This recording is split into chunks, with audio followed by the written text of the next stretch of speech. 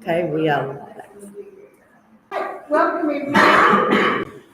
This is our second workshop in engaging digital tools in the classroom, and I'd like to welcome Ashley, who is going to present this workshop. Ashley is an academic advisor and ELICOS instructor at Swindon College, and he has had lots of experience in delivering professional development in digital literacy. So welcome Ashley, and thank you. Thank you. Thanks for having me. Nice to see you all again. I think it's been 6 or 7 weeks since last year, so I hope you've had a nice winter and everything. And thanks again for having me. And thanks to the Mountain District Learning Centre and VDC Workforce Grants for having us all together. It's really nice to be here. I'd just like to begin with an acknowledgement of country, and that our team acknowledges the traditional custodians of the lands of the Wurundjeri and Bunjalung people of the Kulin Nation and all First Nations people. We wish to pay our respects to all elders, both past, present, and emerging. No,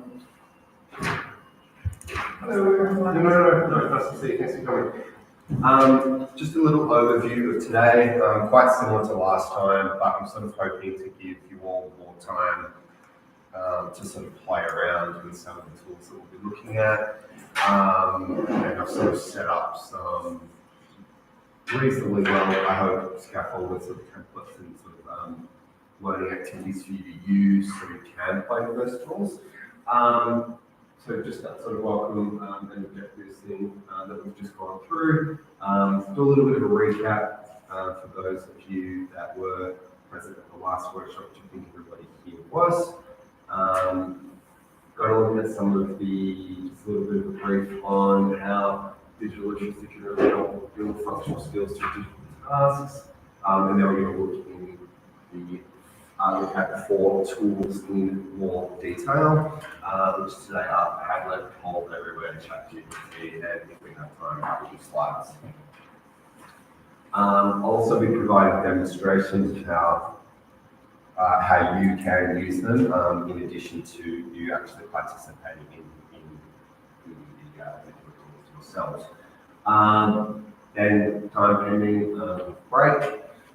I believe there's some nice catering coming, which is always good. Love that. And then these sort of life activities, depending on how we sort of get through them, and how everyone's going to get in those couple of levels and things like that. We'll sort of give you some time to really explore how you might want to use these activities in your particular contexts. And then we'll sort of end with a little bit of an overview, any questions, and part 3, which is in the first week of September, I believe, sort of review. Cool. Any questions about that so far? All right, that's good. That's fine. My workplace likes to remind people of what the objectives of a particular session are. So I guess it would be good if we could think or consider the connection between digital literacy and the context of learning. Explore and reflect on the 4 digital tools, particularly Padlet, Poll Everywhere, ChatGPT, and Google Slides, that support learning engagement, scaffolded input, and skills development. And then discuss some practical strategies for integrating digital tools into your classroom practices in ways that are inclusive, accessible, and relevant to our learners and the diverse learning needs of our students. And then experiment with designing simple learner-centered digital activity using one of the demonstrated tools. Of course, if you wish to use one from the previous session, you can as well. I'd be more than happy to see how you go with that as well. Cool. And also, I like reflection, particularly because it lets us sort of look at ways that we can improve and manage to do things differently in the future based on our experiences. So, thinking about how digital tools may support our learner confidence or the confidence of our learners, digital navigation and functional language use in real world contexts. So having kind of some out here as well. All right. So, just a reminder of what we sort of looked at in workshop 1. We sort of looked at why engaging digital tools matter in low literacy or additional language contexts. We also looked at how to start with what learners bring, okay, so really beginning to use and build activities with the knowledge of where our learners are at a particular given time, and how we can scaffold language and digital skills concurrently. So we looked at Kahoots, where there were gamified quizzes with vocabulary, similar to Watch Like Fun. I remember we put in some images as well. We set up some of the audio features as well, and emoji features, really promoting that accessibility as well. Quizlet as well, where we built some interactive quizzes using flashcards and with image and audio support for independent study, but also for live synchronous gamification as well, which was pretty fun. Word wall, which was the drag and drop categorizing. I think it was healthy versus unhealthy foods, which was pretty cool as well. There's also the Microsoft whiteboard, which was really for forms of collaborative brainstorming and visual mapping.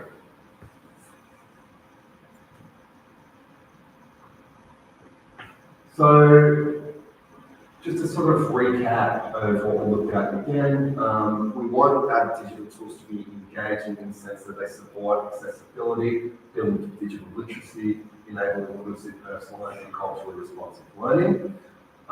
We also looked at the importance of understanding our learners and acknowledging that there are some varying literacy levels, varying language capabilities, varying tech access as well. And a lot of students from a variety of different backgrounds have different levels of education and different educational backgrounds as well. Some students have different digital habits compared to others as well, the capacity to type, the capacity to use the phone, the amount of time they spend on the phone, the amount of time they spend on the computer, and also accessibility. Do your students and do your learners actually have a computer? Do they have a phone? Do they have the internet? What is their conference like? Do they have access to data? Do they know how to connect to the Wi-Fi? These things sound basic, but they are really important, and we need to sort of support our learners when we're doing their skills in this area. Okay, so we asked, what are our learners already doing digitally? What can we build from? What can we also add to? What don't we need to add to as well? And how do we create inclusive entry points for our students as well? In my overall message, I hope that I communicated effectively was that digital tools, they can build language, confidence, and life skills, and they don't just build technology skills. All right, so over to you. Can I stand over here for a second? Yep, great. So, I've actually set up a poll there, which we'll be looking at later. So, if you want to experiment with this, you can. Sorry. Excuse me. I would like you to think and reflect with the people near you. Also, with the QR code, if you like. Remember, we're trying to create an inclusive environment as much as possible. And I'd like you to reflect and discuss what you have been using in terms of digital tools since we last met. Now, I believe we last met on June 17th. So, in the last 6 or 7 weeks, or 8 weeks, what have you been up to? Have you used any tools? If yes, why? If yes, what has worked well? What has surprised you? Have your learners responded positively? If not, are you interested in trying something in particular, or I guess something held you back, which is totally okay. I'm just very interested to learn about your experiences. So yes, if you'd like to complete the poll there, if you can. If you would prefer to discuss with the people near you, or if you would prefer to engage passively, that's fine as well. It's all varying forms of engagement.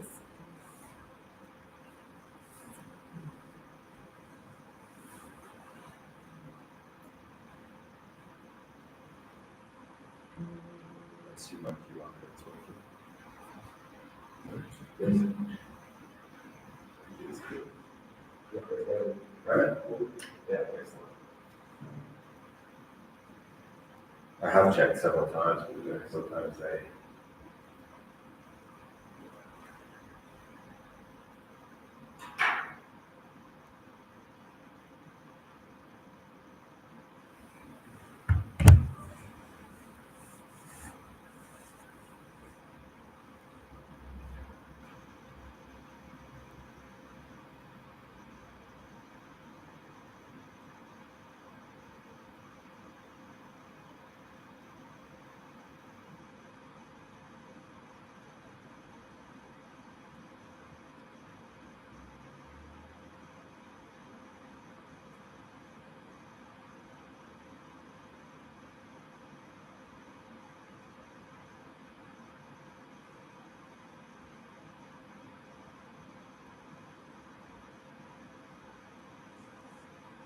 Just the one question.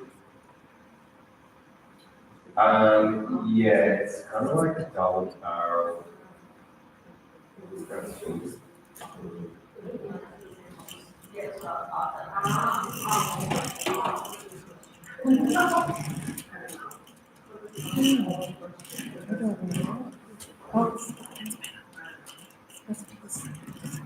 the questions. Hello. Can you mention something, please? Because, perfect, thank you. Then I'm going to send this to. Have you seen? Yeah. Perfect, thank you. It's like a if yes, how, if no, why not kind of setup.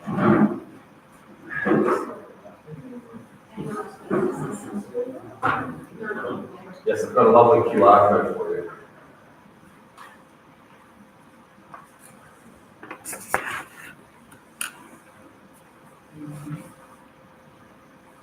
I'm just gonna- Sorry, I'm also nursing a bit of a cold like half of Melbourne at the moment. Okay, we did have someone that couldn't get on using the QR code on the live stream. Okay. But she's trying the link. Yep, link should work. Is that it?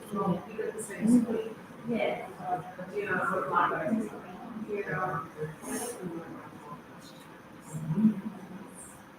It worked for me, Ash. Sorry. It worked for me. Yeah. Maybe it's just not clear on the screen.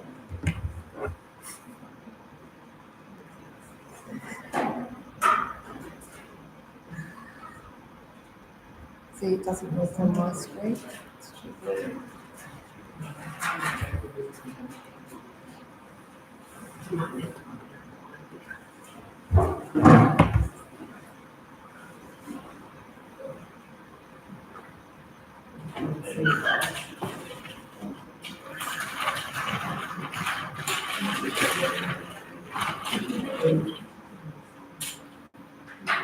Welcome to send a link to that.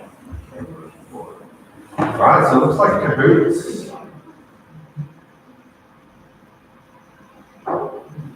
Okay, so it looks like Kahoot has been very popular, along with a little bit of generative AI, so ChatGPT, sweet. Yep. Nice. Some survey applications, Kahoots. Yep. In Kahoot in relation to content being delivered, which is that's great. So we want a level of alignment with the activities with learning outcomes. One person mentioned some barriers with student digital literacy levels, which is also interesting and important. This has instructors we want to, as much as we can, we want to be sort of facilitating the skills development of our students in those areas where possible. But, all Right. Cool. Great. That's not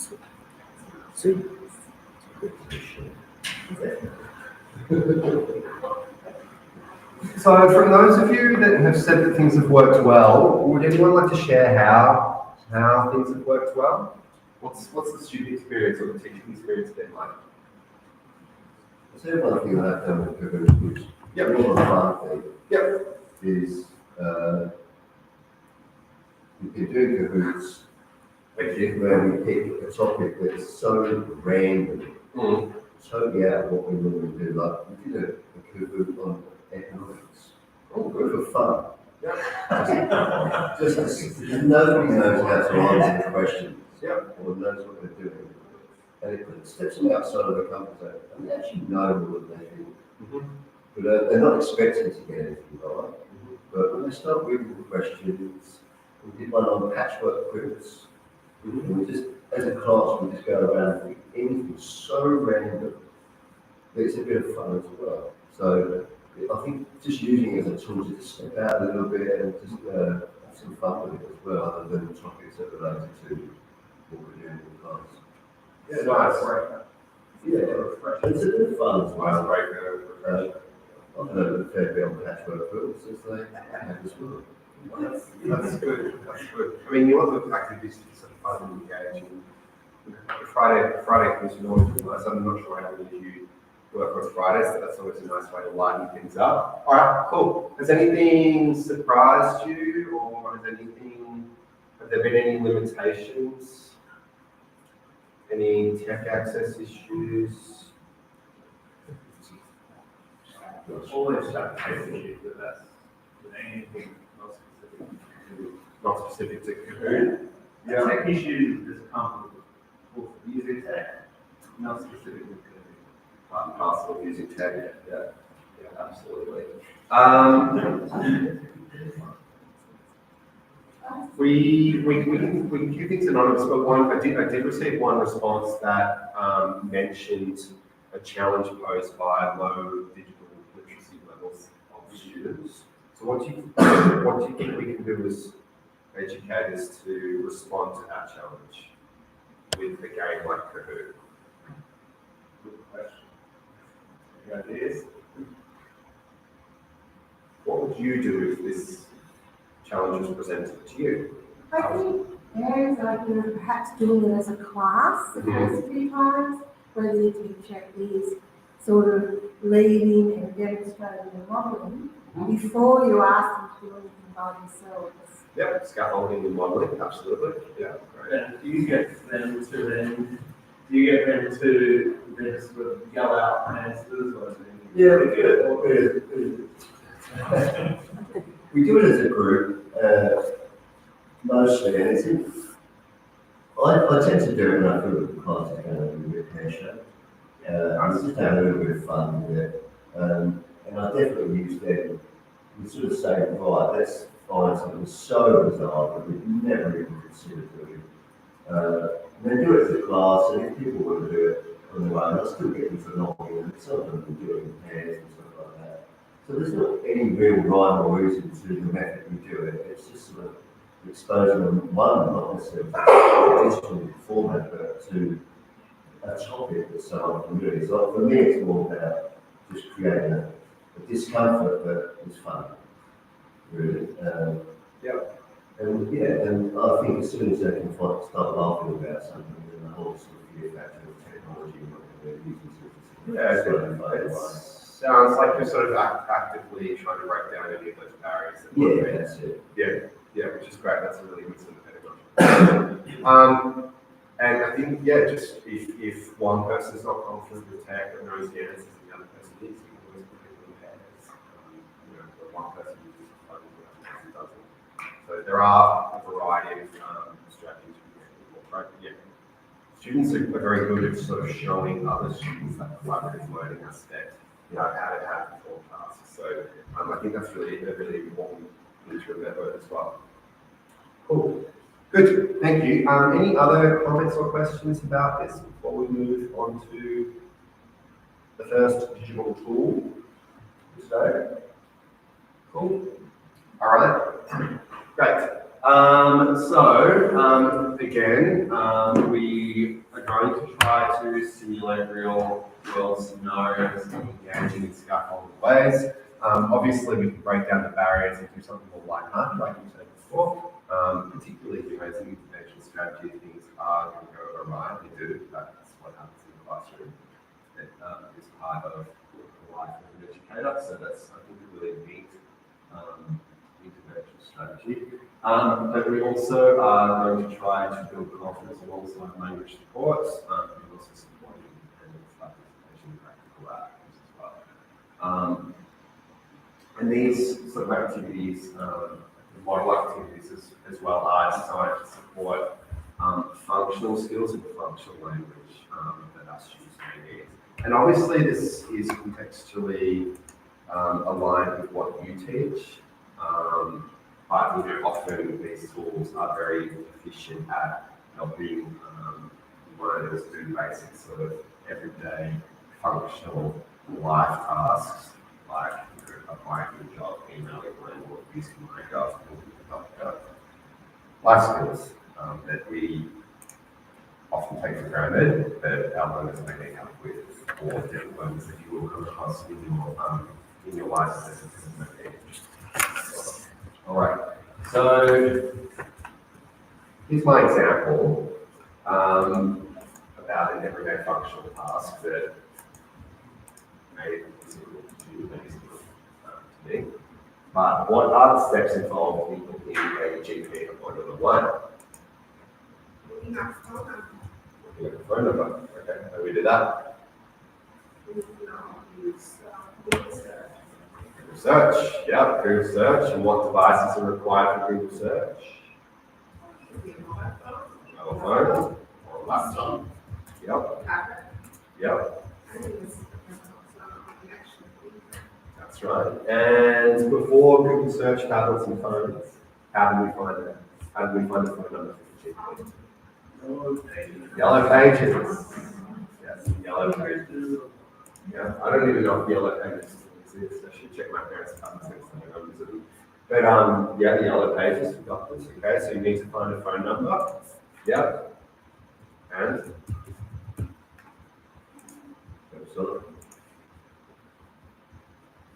sorry, and a website. Yeah, and a website. Yeah. I mean, this question's about online. You can call. Yeah. So you can find the phone number online. You can find the website. There's also the application called Calendar. Yep, so an application. Yep, so using an application to book. Okay, cool. Then what do we do? So we found the website online and we found the app. And then We choose the date choose the date and the time, and the time and we, Yep. and the doctor. and the doctor. You might have a preferred doctor. Yep, that's right. Yep.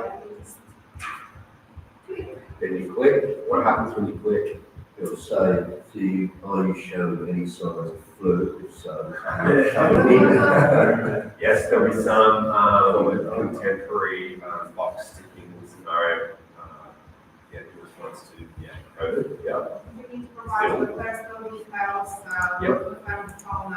phone number, email address. Email address. Yeah. Why do they need those personal details?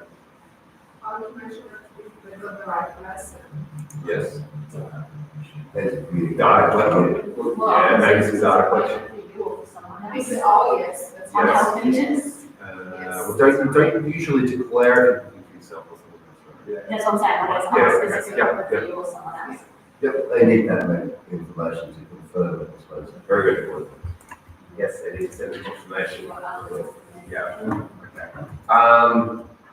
What happens if you don't have a phone and you don't have a computer? It's all, ask the neighbor. Yeah. Speak to the neighbor, ask them. Yeah. Or even go and ask, but, Yeah. So I guess perhaps you're now wondering why I'm trying to make such an elongated process of booking a GP appointment online, but my point is it does require quite a level of digital literacy to perform. That can probably perform in a matter of seconds, and then we can cancel it in a matter of seconds if we realise that we've done calls, because we might align with our calendars digitally, things like that. But for a lot of other people, this is not a particularly simple process. So again, it's just having that awareness of when you are making these activities or when you are using technology, you really do need to consider where our members are at with these technologies and what they already sort of know. So in terms of sort of the skills that I think we mentioned, all of these, this isn't in any particular order, but it may involve reading instructions, it may involve filling out a form, which is a form name, email, phone number, which helps you to do it. Understanding confirmation emails or confirmation. I think I usually get confirmation texts. You know, I think so. Yeah, which I probably prefer for no particular reason, because I don't know, this is what I'm used to, maybe I'm just used to that. Has anyone asked for help via the chat box before? They can be useful up to a point where they're no longer able to answer your question and send you to a human. Generally, really useful answering questions, but you never gonna need to know if Yes. Yeah. But it requires a level of functional language ability to be able to engage with the chat. But not everybody can do that, and perhaps not all of our learners can do that. So we need to think about how we can support this. And of course, navigating the website. Even for sort of people like affiliates, even the class like they are sort of all of those are sort of neatly encapsulated in that short diagram. Yeah, that was interesting. Different pattern here, you know, about the digital field. So, what makes an effective digital class? Of course, we can make them fun and we can use them as icebreakers and we can use them to kind of recalibrate if things go awry or pear-shaped. But obviously, we want to be aligning them to real-world contexts, how it works, services, things relevant to the content that you like to bring in your classes. If you can align them to like learning objectives and learning outcomes and things like that as well, that's great. Linking language to digital action. Okay, so not separating language from meaning and use. And sort of avoid disconnected or abstract tasks, unless they're used to sort of circuit breaker icebreakers. Scaffolding as well. Okay, which is what I tried to sort of lay just before. Visuals, modeling, examples, which some of you have mentioned in terms of how you've been using codes, modeling, or grouping in pairs, using examples. We want to avoid, where possible, a sort of universal level of digital literacy and digital fluency. We really kind of need to know where each of our learners are at, and that does take a little bit of time. But getting to know your learners is really important, which you really will do. And then encouraging practice and repetition. Again, we wish to demonstrate at the beginning of the class, but it is good to kind of check in and sort of engage with where your students are at in this individual literacy journey. Yeah, like I said before, learning these learning outcomes and goals. Avoiding one size fits all tasks is important. Alright. Okay, so remember to think about functional purpose and capacity for language and individual skills to flow, to grow concurrently. So,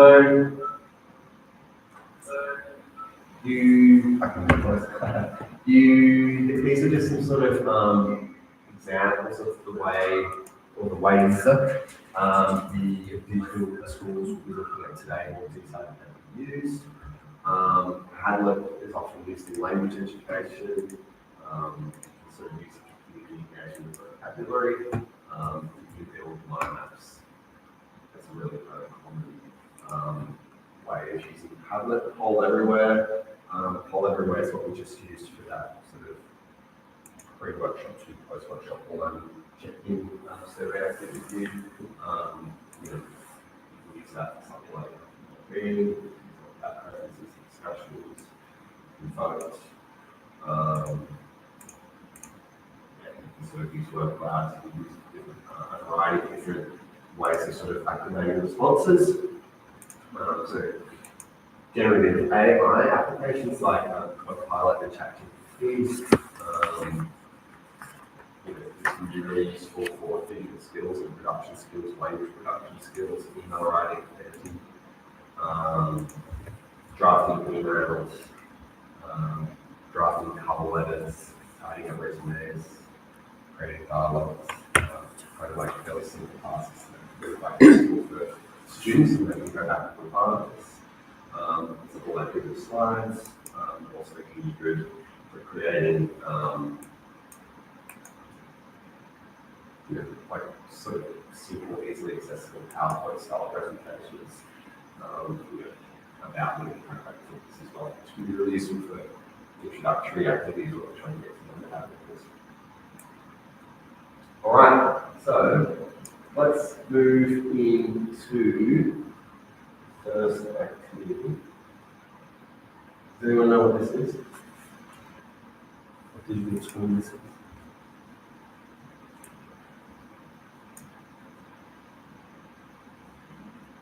It's all right, you don't have to. It's better if you don't. It's a huge learning experience. No. No, thank you. Anyone else? Has anyone else seen this before? Looks familiar. Looks familiar? I'm Okay. sure myself. That's all right. So, I am taking the survival English, everyday English, functional English lens here. These are the sort of skills I'm familiar teaching my students. Obviously, you can adapt them to any context that you're involved in. But this is Padlet. And this is Padlet. So, it's kind of like, yeah, it's a bulletin board. You've all seen them in offices and schools or in community centres. But Padlet is a digital bulletin board where learners and teachers can post text, images, videos, links, and voice recordings in a shared visual space. Okay. It's great for brainstorming, vocabulary collection, collaborative tasks, and showcasing student work. Have a go. The QR code. Bless you. There's a link.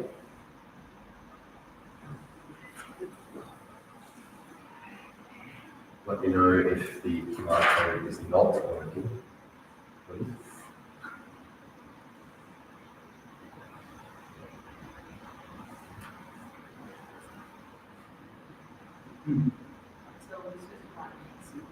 Yep. Yeah, please. You should be able to.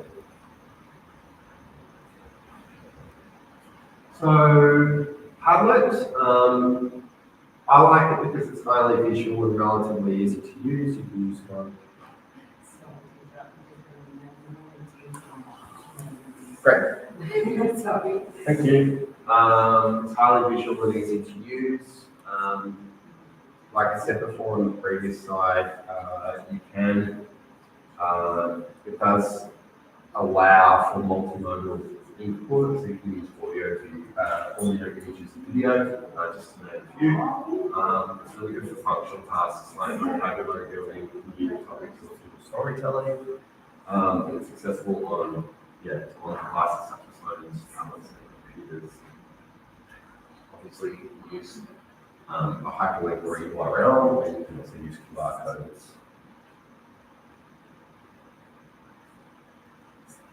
So in order to submit, in order to type the answer, we need to click on plus, right?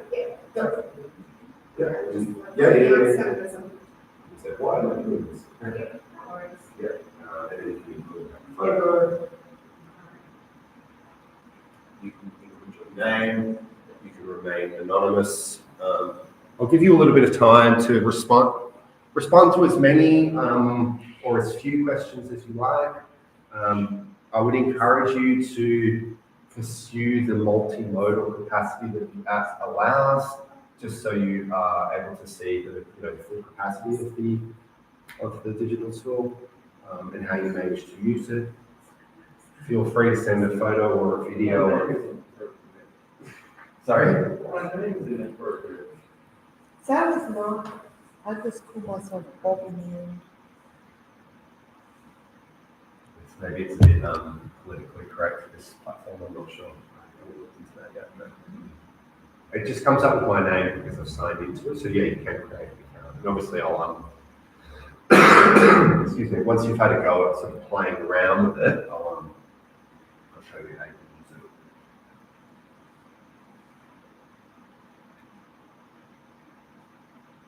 Thank you. I've just received a notification.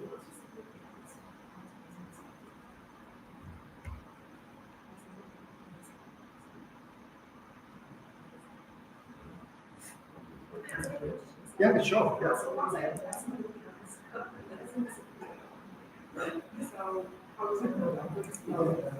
It's good. No. It's good.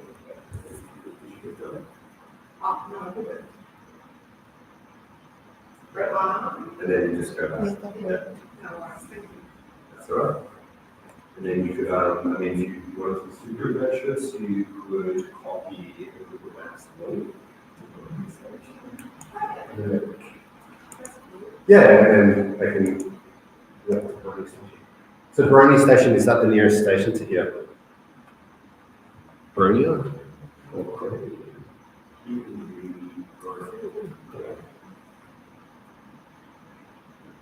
And it's going to take the train that it said 2 hours and 10 minutes. So, drove. Yeah. I'm not particularly familiar with this and suburbs, so nice, very leafy.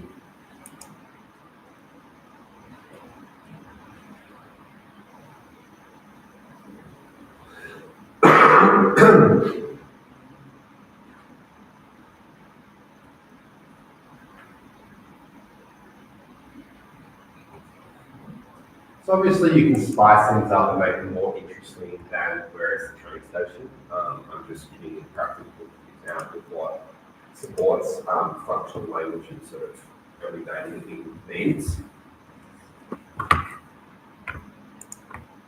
You manage to make it more relevant to where you are. Where can I find some information? Where can I find a public toilet? Where's the library?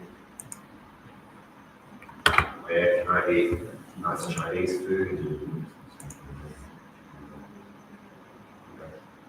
Where should I go on holiday next? We look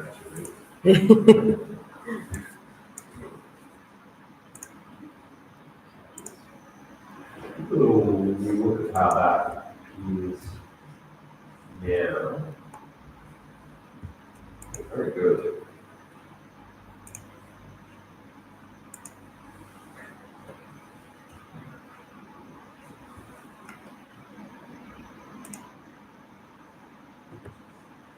Ooh, that's your life feature. That's excellent. Puffy Billy, LD.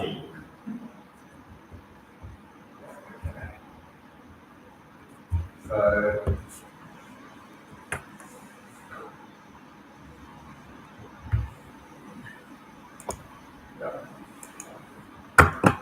so as the administrator of this, I am able to see your responses. I think you are. Are those things still around? Yeah. All right. There's this thing in there called cheaper by miles, and it's the same thing. Yeah, I put that there too. Oh, great, thank you. That's nice. I need to go to cheaper by miles to get some cheese. Is that the one in Fitzroy? Yeah, I got the one in Footscray because that's where I live. Oh. It's good. It's bulky. There's a lot of stuff there. If you're ever in the area, I recommend quick cheaper Primark. I feel like wheels of cheese, like $40. Anyway, yes, each one, quite right. Oh, very good, yes. And then, you know, you can, oh, where's my person? Okay, and then, you know, I really like this response from Jasmine. It's like love-hearted. Okay. And then I can add a comment. Which branch? Okay, and then Jasmine can respond to my comment if Jasmine decides to respond, etc. Okay, LD on Burwood Highway, yeah, sure, that's good. That's good because it's very detailed. Good, two options. No, sorry.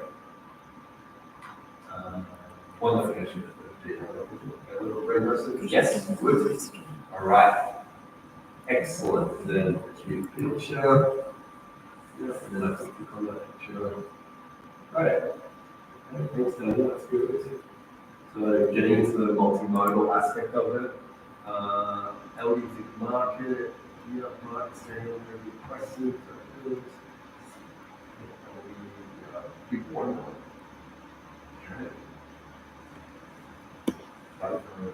Retail shop. Look at it, retail shop, yeah. Costco. Yeah. You need a membership for Costco. So yes, the membership, let's see that. Okay.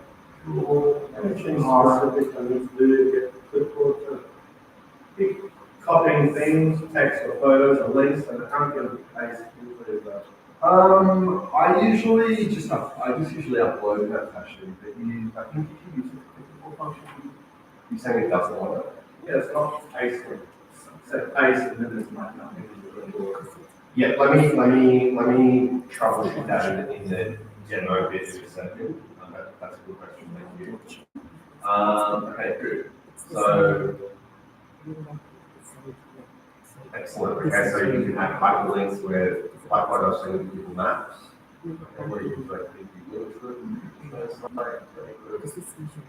How would you English conversation classes? Oh, very good. Very specific.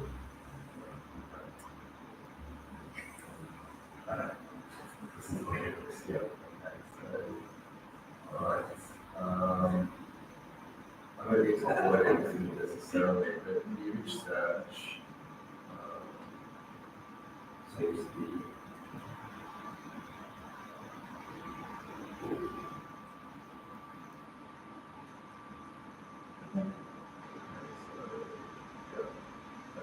So there's that sort of image search as well. I think those things are not good. Obviously, if you want to make it funny, you can use GIFs.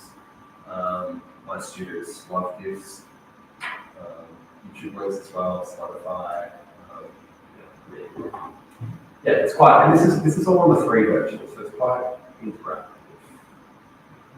Cool. All right. Good. All right. So just trying. All right. Nice one. Some good pictures as well. Yeah. And obviously, okay. All right. Yeah. If you're next time you're in London, you can go to King's Cross Station, platform. Cool. Any questions about that so far? What do you think? Yeah, it's good. It's good for sort of. Is it free to use? That's what I'm. Yes. Yep. I am going to go into a very interesting cost breakdown. Because you know. Sorry, I used to work with. It shows again how you go to that image search. On me. That image search is there. Again. Yep. So if I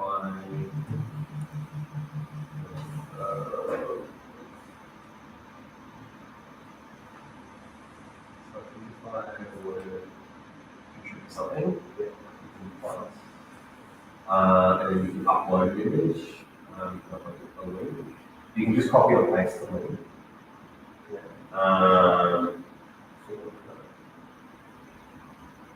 And then there's the camera. Research. Yeah, and then you can go to search, and then you can use a variety of different images as well. Now, I think these are copyright as well. But if you wanted to use something from like Pixabay or like you, I think it's stock as well, you can. Just type in the stocks.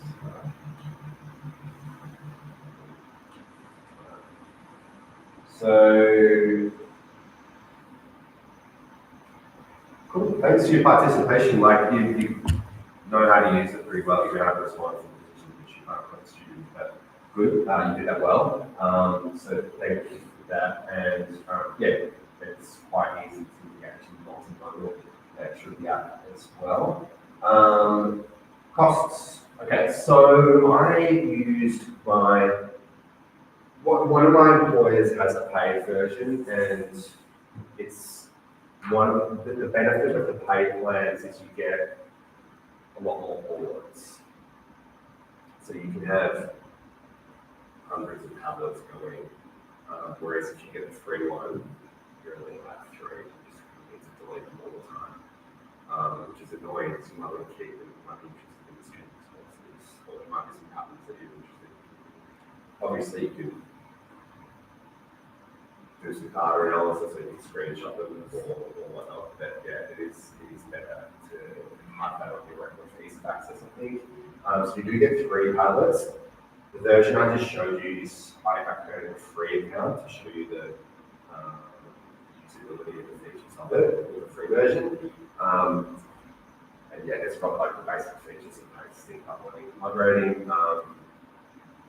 Yeah, like I said before, you can reuse or delete boards to stay within the free limit. And there are a variety of paid plans from $10 to $10 a month for $96 a year. I think there's institutional pricing that you can work with other to secure. But it's not for like your own personal use. The free boards, it's just a bit annoying because of the deleting and reusing. And obviously you can't put any contribution names in your posts as we've learned. And yeah, there are some other limits around like file size and types of media and things like that. But generally it's pretty good. It's a pretty good platform. Yeah, like, especially if I was working with an AAL group, Yeah. I wouldn't want too many things at once anyway.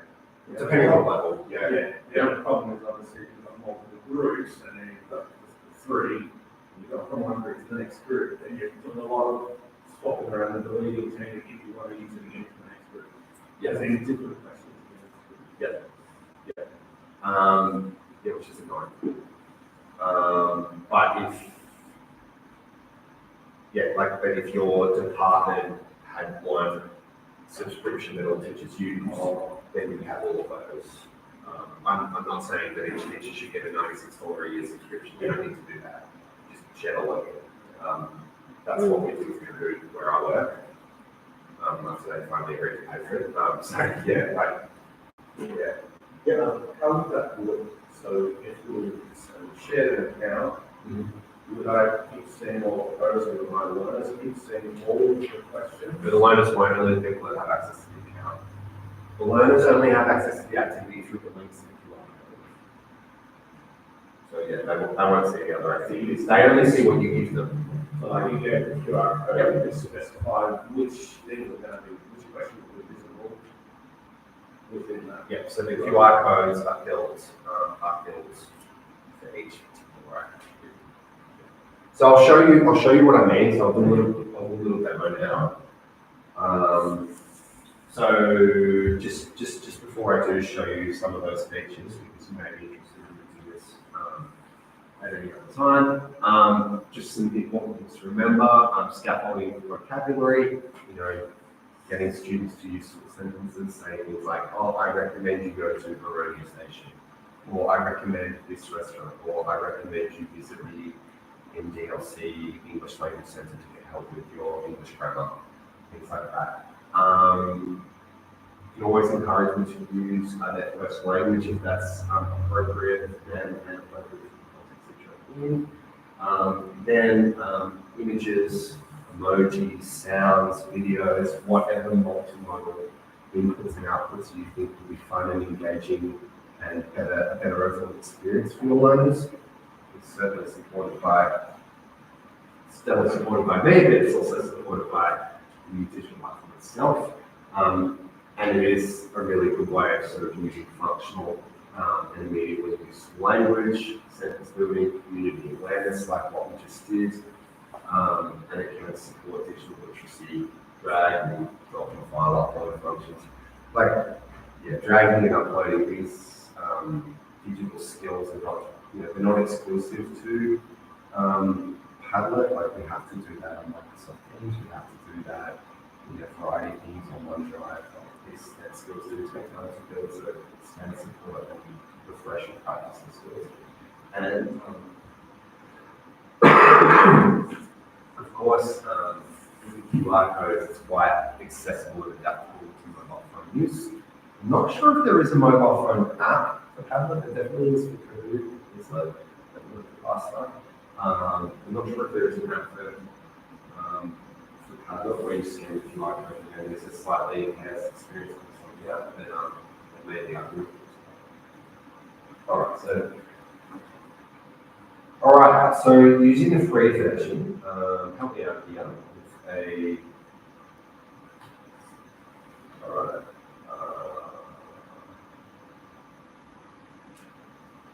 First, let me find the first one.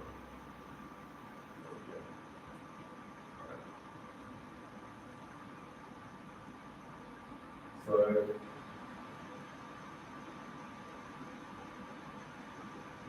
you need to set up an account. It's pretty easy. You just enter your email, create a password, and then confirm and activate. So the dashboard is where you're asking about where the store cabinets are kept. They're kept in the dashboard, and then obviously that is the regular function. Then you call the major cabinet. And something like this is quite a basic example, but you may wish to make it more sophisticated, more practice using some of this and following it into like that. Right. And then click on something like molding my cabinet. What would you like to call it? What are you interested in learning about? Recommend it. All right, very good. Film. Just generally, or on a particular streaming service, or at a cinema, or at another international film festival, or just do you want to keep this for recommendation? Does anyone teach film?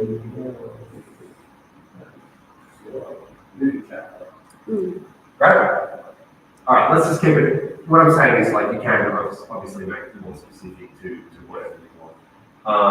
Film recommendations. All right, recommended film from May 1955. Yes. If you want to get really specific. Yeah. All right. I don't know, maybe. Yeah. And then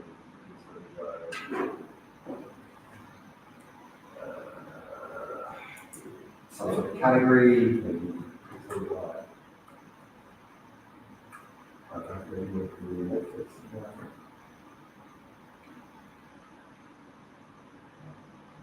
Or no, let's.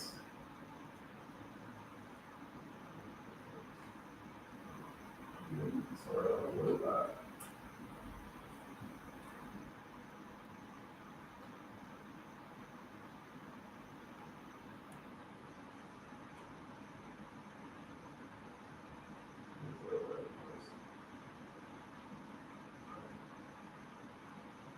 Yeah, so maybe I'll say, I don't know, what's something on Netflix that people watch. I don't know what Netflix you can at the moment. Anyone? The D. Did you? Yeah, right. And then, that's just something I can post that.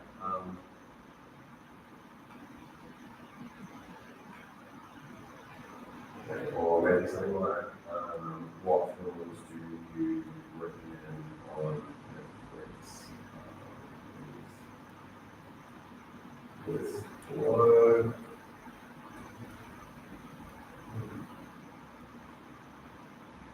Then like so you have like 9 responses there. And then maybe section 2. What's another place where we can watch films? Good. Cinema. Okay, and then obviously students can then respond to things that they want at the cinema. One more. There. Good. That's what we use. Alright, good. And those students can respond there. Alright, now, then, if you click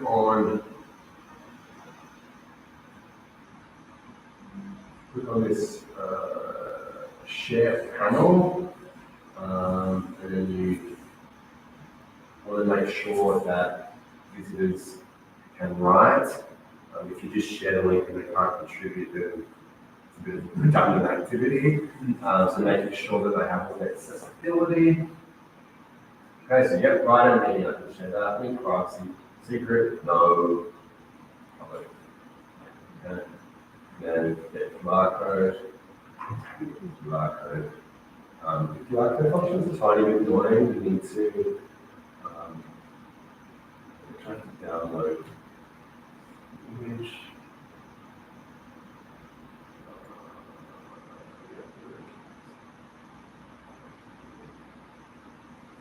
It doesn't let you copy it. I know you were asking about copying the image with the panel.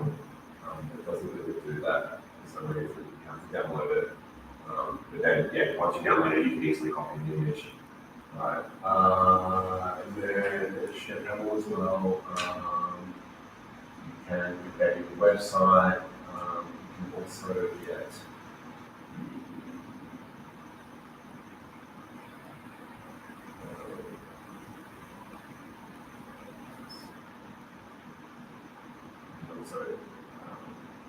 copy the link as well, and then just distribute it however you like. Paste it through email, paste it through WhatsApp. I don't know what you guys usually do with distributors and DTHs. Yeah, that's how you do it, and it's instantly shareable. And then you can just, what I did before is I was just watching your responses flow in to the task that can be performed synchronously. Obviously, you can set it for homework too, and then come back the next day and then deal with film recommendations. So you can do it on Friday, and then you have all your film recommendations for the weekend. Copy the board that's That's fine. And just control there. Yeah. As the moderator, can you control who's actually entering stuff in and chuck them out? Good question, actually. Can we moderate? Let's have a look at.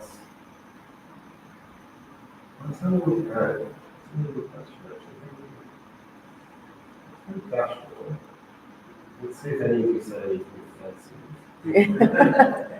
Oh, what's going? I'm not sure if you can delete it if you report it.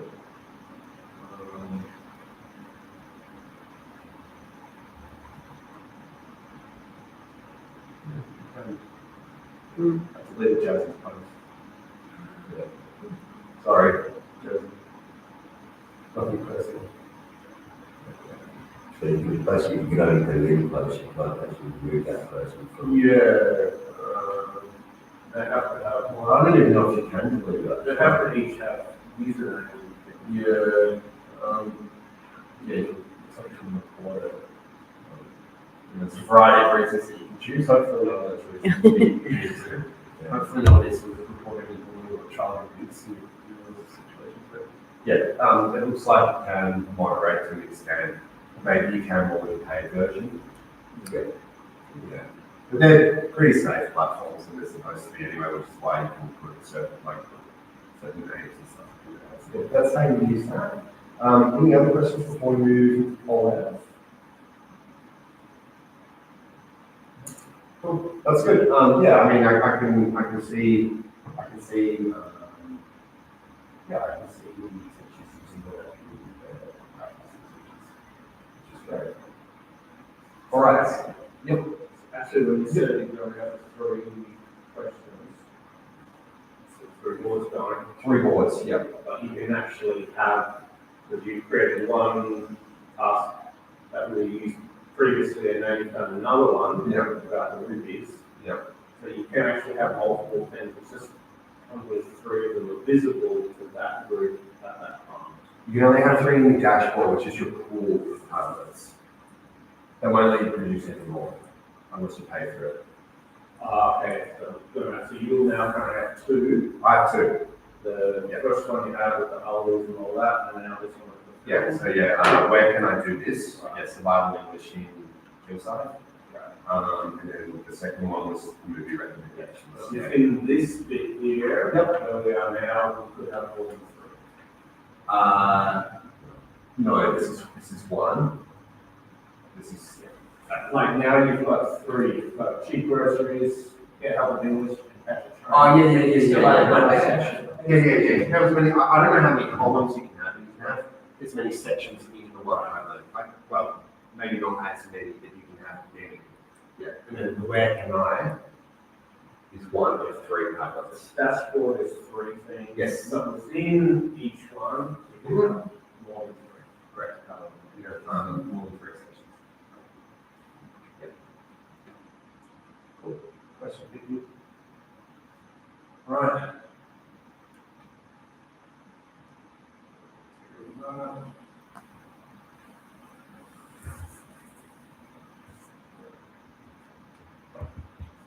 I'm not used to having this large screen as my own second one, so thank you for your patience. Right.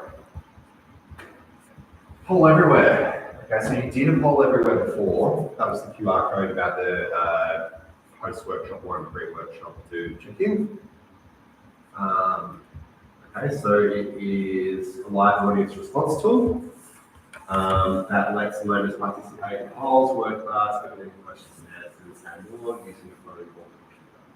Okay, so similarly to Padlet, it's got the hyperlink URL, QR code, accessibility feature, which is, I think, pretty cool.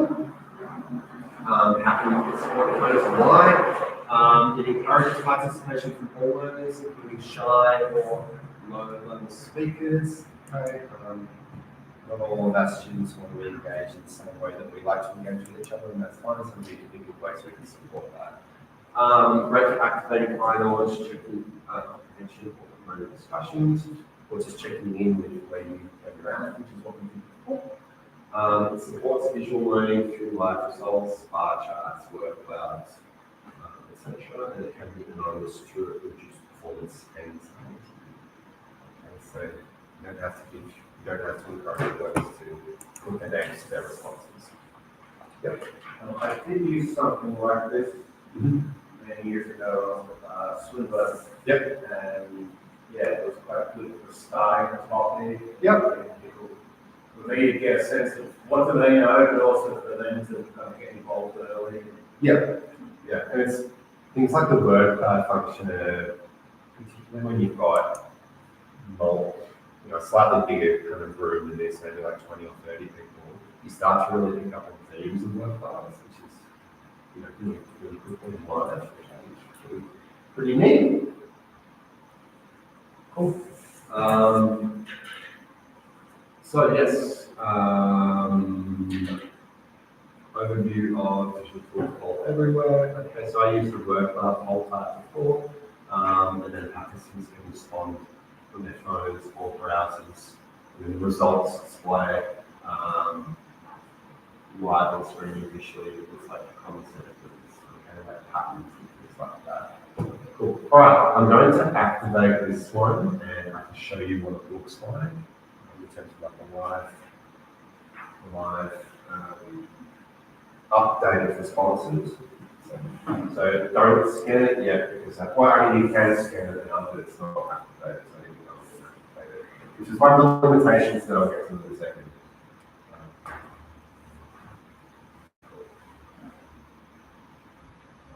There we go.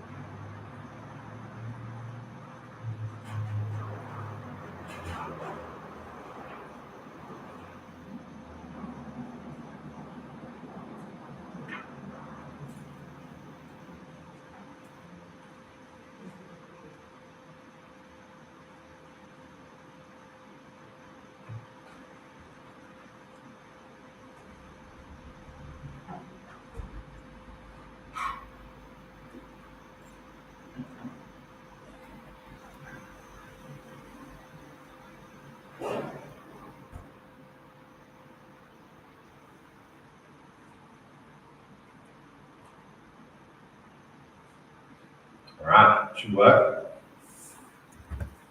Timing, perfect timing. Saying the poll is locked. I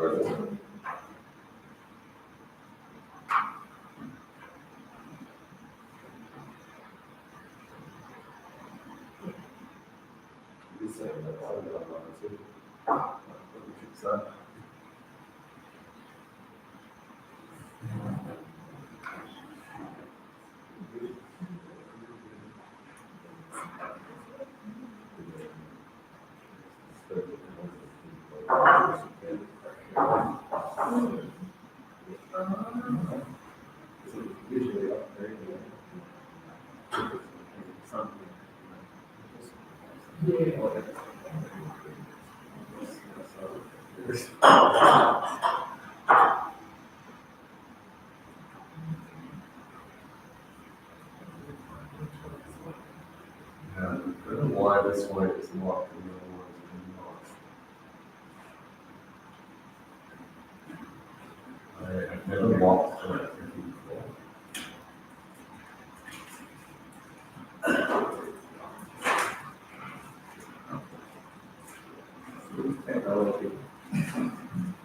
There we go. It should be working now. Sorry about that. I have no reason or motive to lock an activity that I want.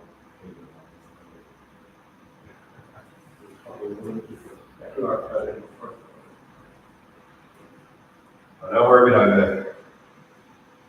I think it's a bit of a harsh reminder of COVID times, the QR code, but we need to use them productively and proactively. And then when we had to use a QR code to order a takeaway coffee, remember that?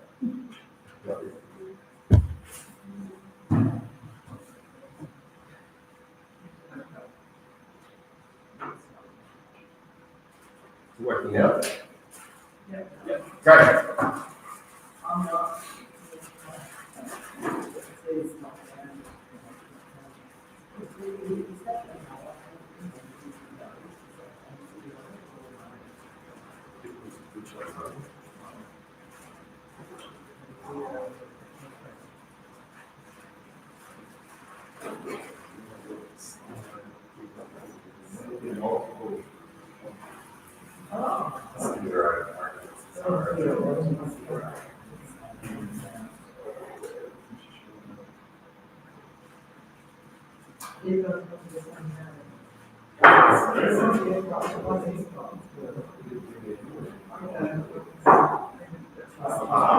Yes.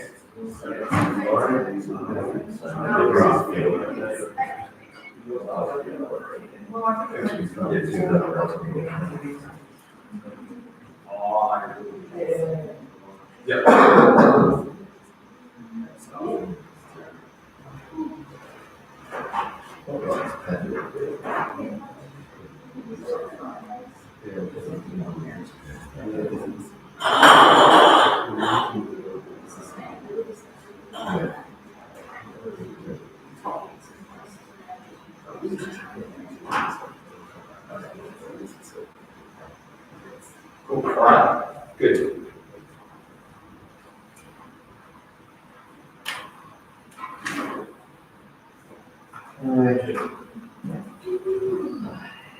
Very good. All right. So obviously, we're slightly we're not limited or restricted just because there aren't.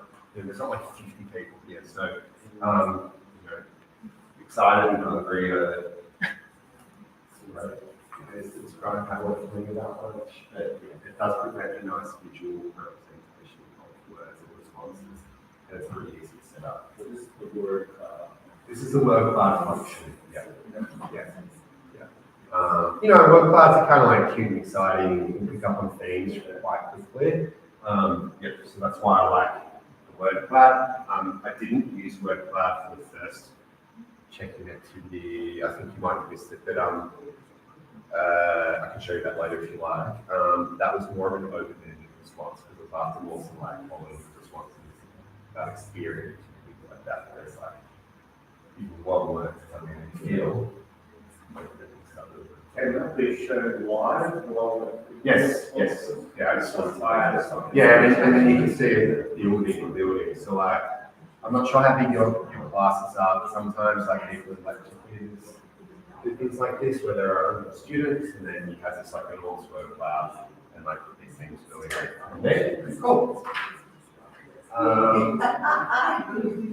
So I'll just finish my little spiel about Poland, and then we'll get to the formal stage.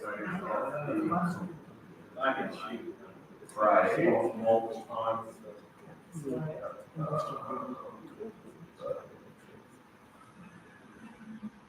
So if I said, Yeah.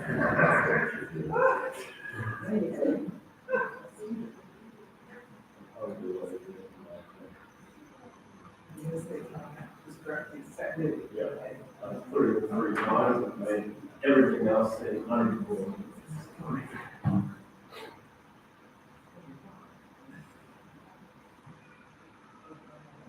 That bit is tricky.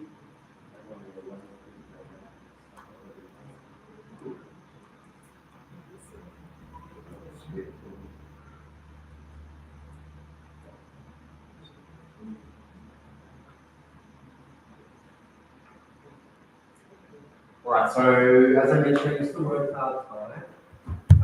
You can adapt into other forms of questions, like multiple choice, which teaching tool I use the most, and how that quiz is well, or which film do you recommend, what's your favorite color, whatever you want to ask. For perhaps more advanced learners or contributors, you can ask more open-ended questions like what I did with you. Because I know that I can get a response of a certain length and level of detail. I don't know you all at a professional level particularly well, but I know that I can get that response. I feel confident that I can get that response. I can generate that question according to that. But obviously grade the question so you can get a meaningful response. If you use overly complex and technical language and students are unable to respond, then obviously that's sort of unfortunately not using Yes. Not a big deal, but is there a way to limit responses by people? I just noticed there, I could type my answer 3 times and it counted as 3 different people. I'm not sure if you can go in and limit the amount of times that students respond. You might be able to. I haven't tested that functionality. But then you could just scaffold it, instruct, and tell the students. Please only respond. Well, yeah, I mean, please only respond once. Yeah. So again, it's that instruction as well. Okay, so you just use the free version. okay? Or we all did it together. And you can get up to 25 responses per activity. And 25 is a nice sort of sweet spot where you should be able to pick up on some decent things as well. So that's free. And then the premium for large groups that you can sort of use for reporting, automation, integration, things like that. A much more sophisticated package, but for a very quick and basic and effective way of picking up things and responses. The free version, I don't pay for it. None of my employees have it. I like using it. So. Yeah. It is a little bit clunky, and you can only activate. You know how actors can go back and unlock and activate. We do have to kind of do that level of admin. That is a bit not like slow, but it does require that sort of administrative output, which can be a little bit frustrating. But that's just one of the limitations of the free application, I guess. Definitely suitable for small group teaching and for PD delivery events like this. But large cohorts, again, I don't know the class sizes that are being dealt with, but if it's more than 25 or like a sort of very simple lecture sort of theatre delivery arrangements, then I would recommend getting upgrade. Okay, so just before the break, I'll just do a very quick demo of how we can make a poll. And again, I will rely on your input for the topic. Sorry, I just need to find my cursor, which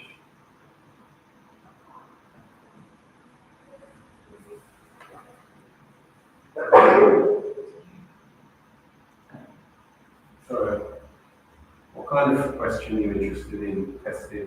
Question type. Work life, Q&A, English survey, recommended.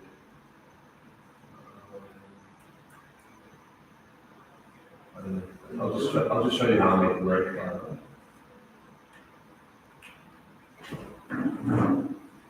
I mean, we could reuse the. So, I wasn't looking up when you got to that point. That's all right. Let me get to that bit, sorry. I've got to make it hazard and on.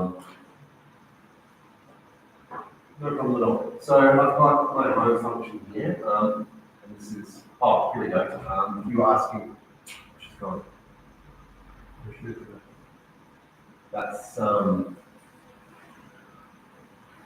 was just saying, if you wanted to enter at some point, if you wanted to enter the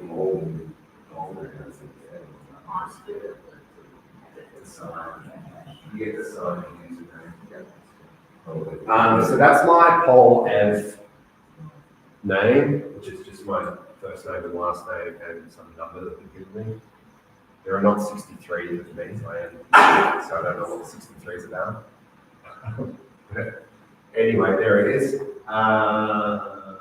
So my current plan includes 40 responses. Okay, so there you go. That answers your question. It is capped at 40, and it's not 40 unique responses.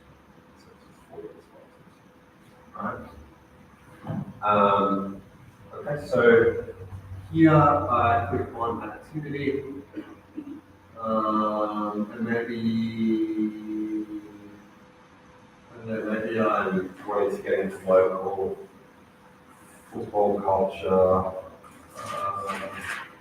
Here is your favorite team. Then for word cloud. Okay. And then you have activate. If you do not click activate, it doesn't work.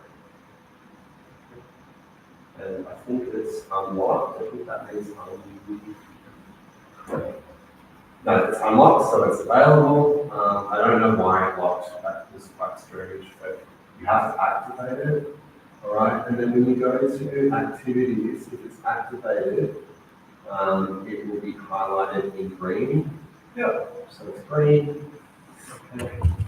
Then you can type in your response to who's your favorite football team. If you are going to don't share very well. You have to kind of, so what I did was I actually have to put a screenshot of it when I set up these slides. I don't know why. Maybe it's sort of do that and send it. It's a little bit annoying, but yeah, that's kind of the way it's been working. But you can copy or embed, and then you can distribute it. Yeah, and that's how you just send it. Or if you want to do it live, you don't have to tell me who your favorite football team is. All I can say is that my team will not be making the finals. But like, yeah, and then it's a kind of cool way to kind of see how things go live. And this is hang time.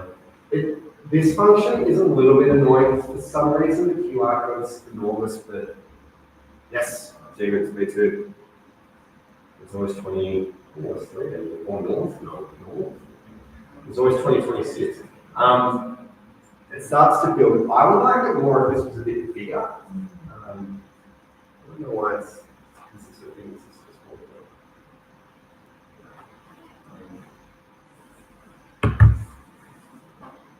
And you don't have to include AFL. Maybe your learners prefer soccer or European football.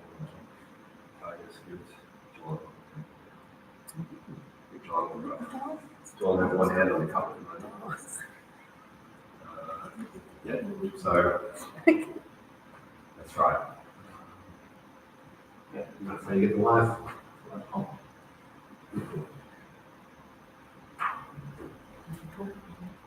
Live.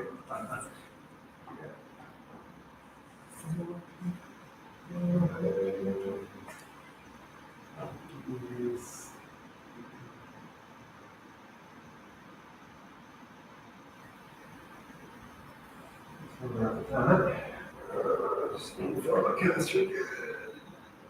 Cool.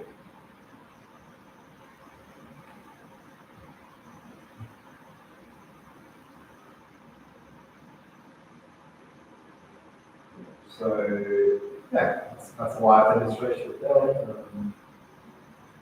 Any questions about any of those platforms so far? Concerns, comments? Yep, there's one about image clip. Is that like one image and then clicking on a specific area? I think it's more about like naming and matching and recognizing images. And yeah, so it's not necessarily garage style. But we are going to be spending some time after the next tour where you can play with activities. So if you have to go with your visual, that would be harder. Yeah, that's right. Yep. You had a list before of like reviews and all the different, I was wondering if I could look at that. The list? Yes, the list of ones we did workshop 1, or the list and the purpose, or the sample activities. It just said, it just had a list of different. It's like an example question. Yeah. Yeah. Was it? It was about 2 slides ago. All right.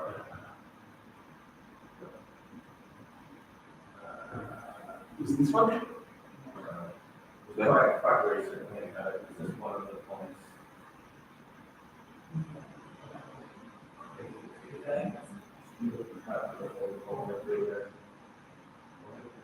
Here. That's it. Yep. Sure. Cool. All right. Well, if there are no more questions, then we can take a break. Okay. Tea and coffee and enjoy the catering. Thank you. Sorry. How's the stream going? Great. All right, good. So I've had my husband's email. Oh, good. We had Catherine. Take audit there. Yeah, he couldn't come in today, but he's doing a live stream from home and said it's really good. The only thing she couldn't access was the first one. Right. She's been able to access it via the link in every other Oh, okay, good. Yeah, so, but they all said it's really good and be able to use the chat. Right? So, Yeah, I'd be curious to see how that looks. Yeah. Good tech hack. I know.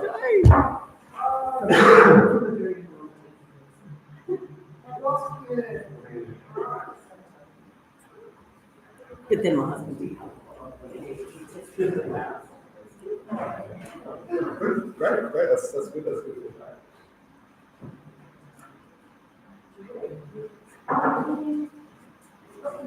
Thanks.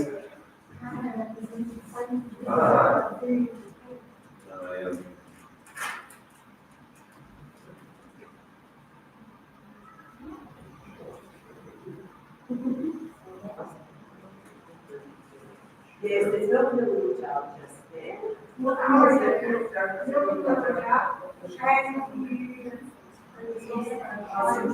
Yeah. Just touch, that's very. You would.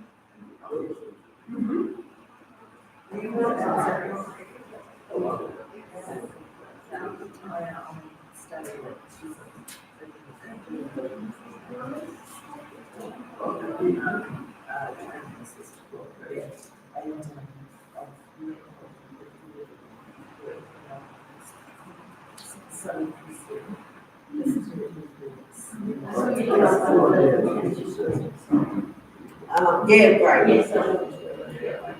That would be amazing. Yeah.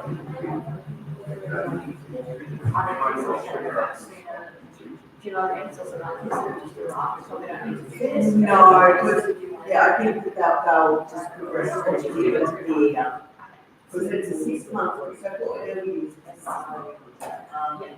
No, I was just sorry, I forgot. There was one Maybe do our,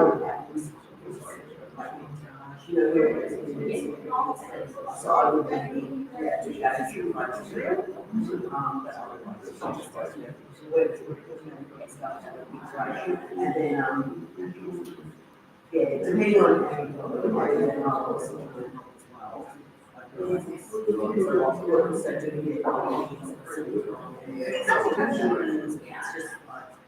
It's just more.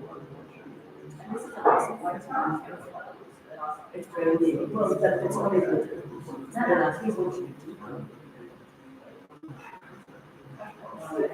So if you want to be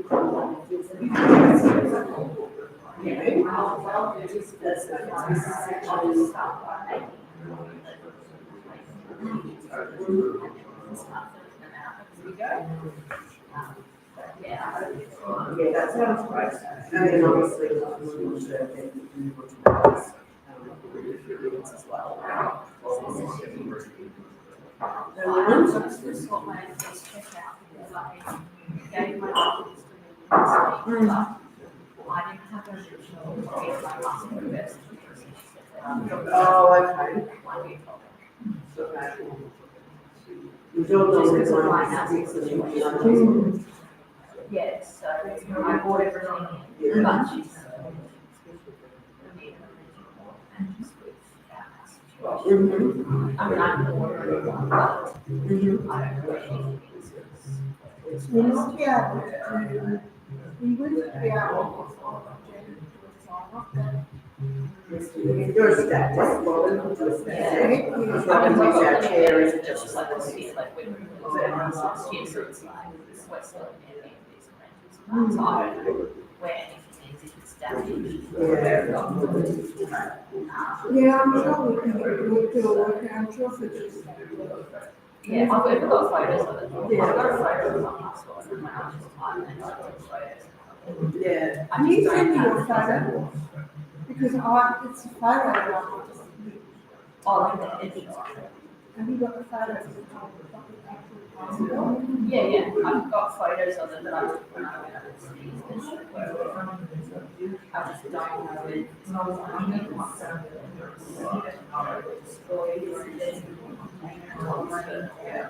they did they cleared the house out, so people want to tell them the story.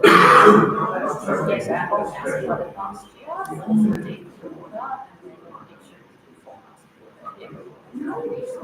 water. Yeah, so we've been like, that house from the class of hospital, so I didn't pop back anything. Everyone's stuff was and everything else went into yours. So storage site until we're in the charge documents, yeah, 2 separate. But that's okay. Yeah, if you email me that picture, I can use that. Okay, yeah, so I've got that, and I've got all the like I read the tape and but yeah, it's just unfortunately tricky because we don't have a lot of possessions. That's so disruptive. Yeah, it's not So so crazy.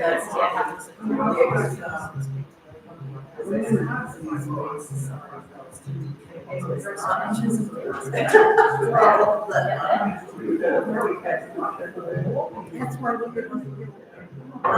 It's a pain walking up and down. All the people that I was speaking to. We got married, so we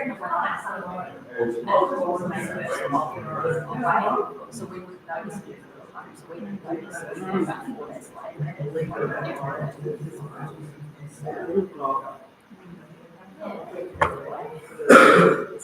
But yeah, it just made it. Have you got the answer? I've done Faye. Faye's the only one I've done. Yeah.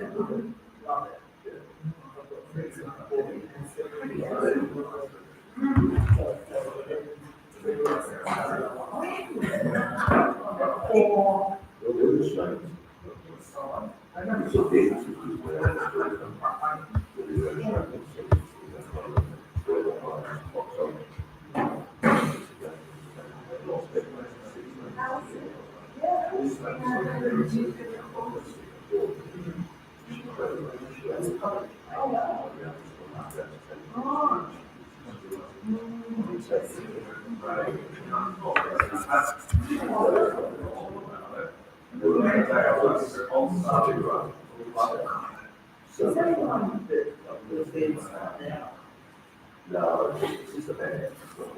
Oh,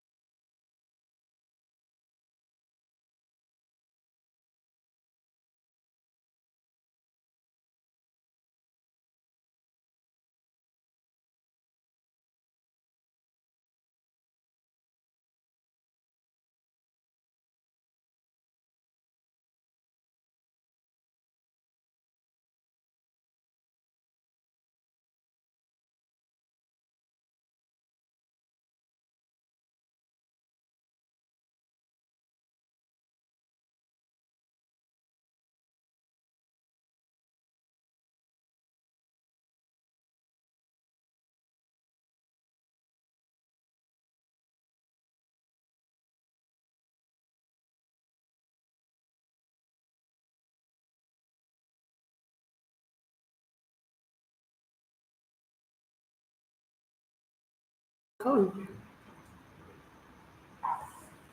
Cool. Well, I hope you enjoyed quarantine. With the impressive cadence voice and that. So moving to the third digital tool for today, which is the often spoken about ChatGPT. I mean, I think we've all heard of this. You know, it's certainly evolved quickly in the past 2 years, I'd say. But essentially, ChatGPT is a generative AI chatbot developed by OpenAI, and it responds to written prompts with human-like language. So there's that kind of relatability, human-like nature that ChatGPT tries to produce. It doesn't always produce it as we manage it to. From that point of view, it does sort of, certainly more human-like than, you know, all over on Parallel, for example. So it's definitely a really interesting tool.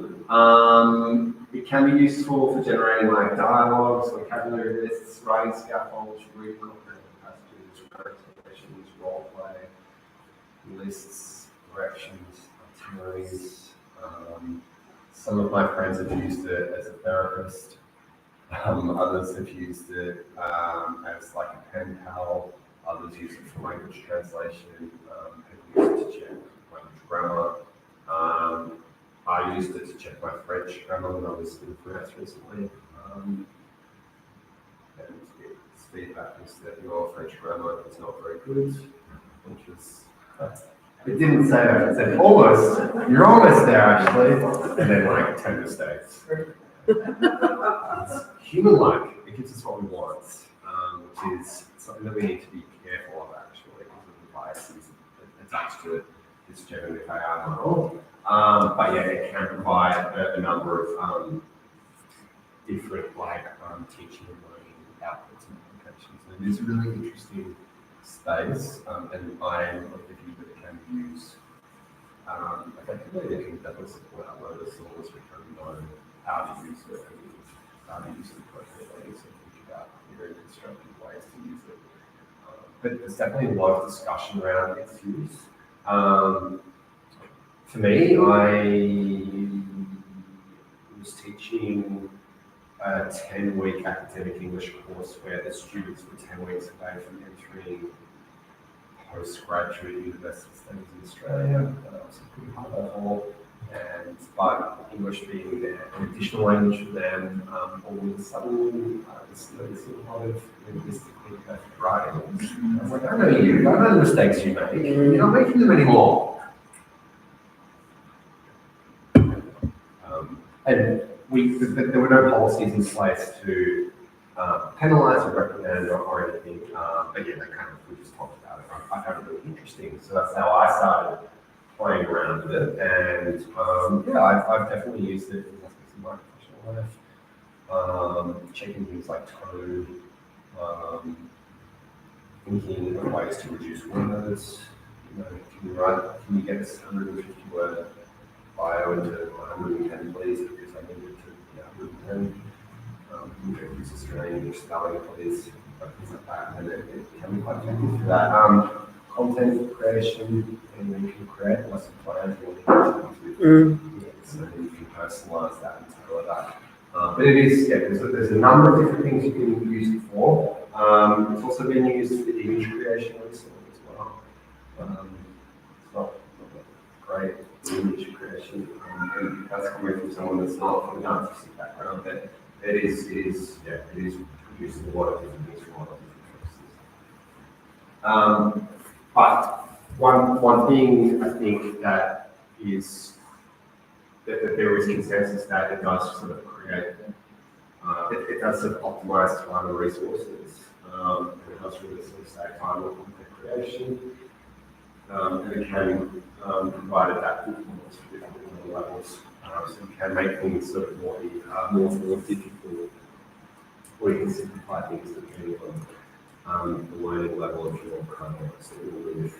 And it is a really kind of useful, practical, functional tool that you can use, you know, for common everyday life tasks, emails, interviews, dialogues, office office, cover letters, things like that.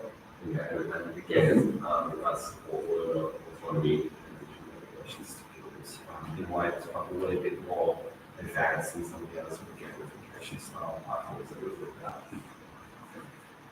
Cool.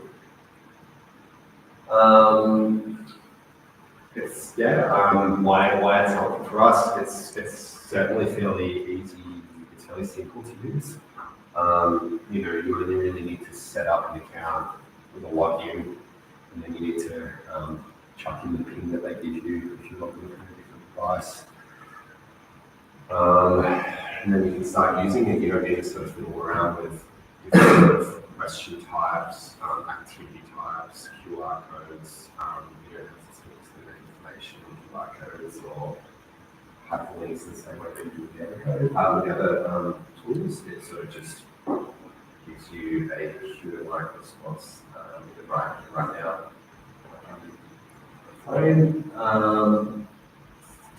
Yeah, and sort of in terms of content generation, it's quick and fast produce kind of things like output, and it can support a variety of micro and macro skills as well as any sort of content or functional skills that you may be teaching your students. Yeah, has anybody used? I mean, I saw one response in sort of pre-workshop to poll, but has anyone used GCG? Mm-hmm. Yeah.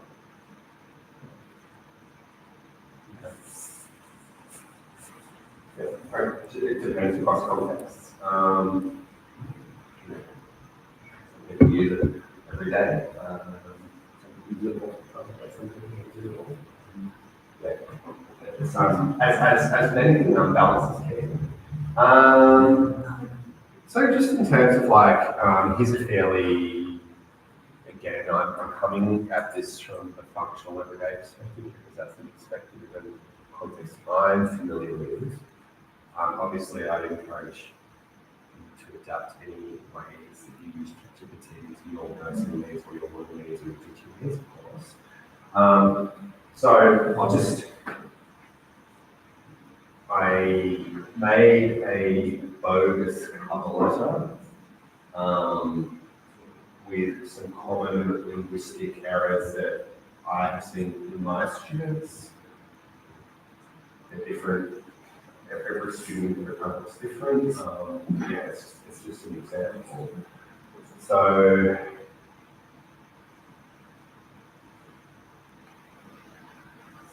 I have ChatGPT with my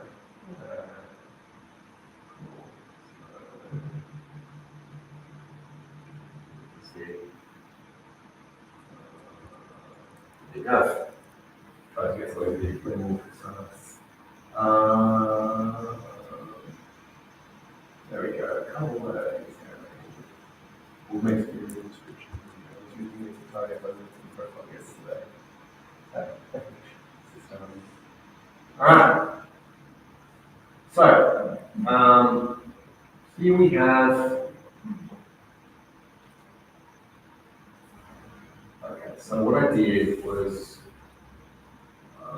and I'll show you how to do all this from scratch. I was first thinking, find an example of a couple of different activities for the adult market education, which is language, student applying for a job at a factory. Please make sure the language you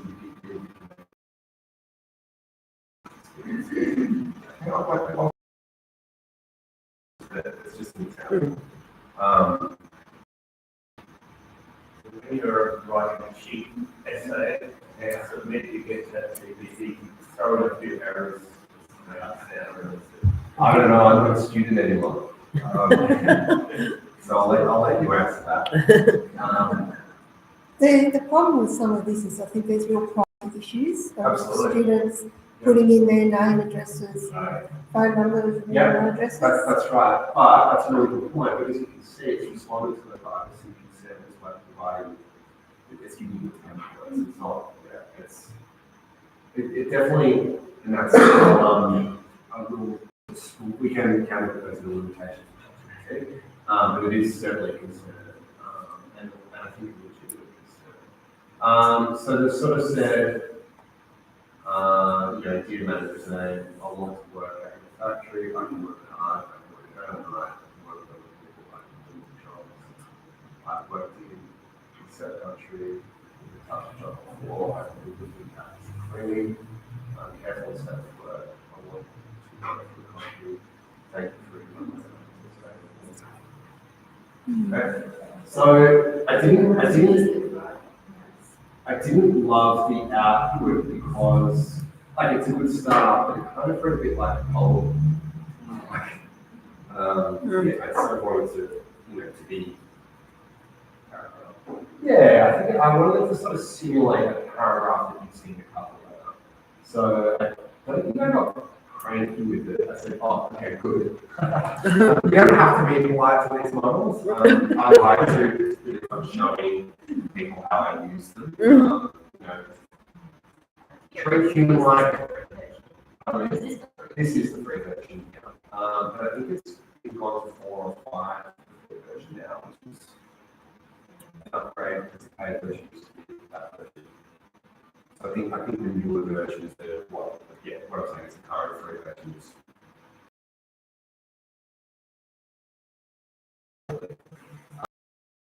Okay, here that's good. Please include some spelling and expression state and fake address and name. Okay, so yeah, really it's on your own with Melbourne stuff. And John Smith. Like the address right. So now here we go. So this is actually better. I want a job, so it should be I want a part job in the factory. This is work on class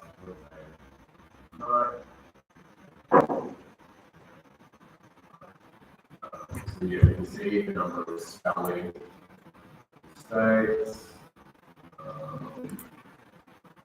All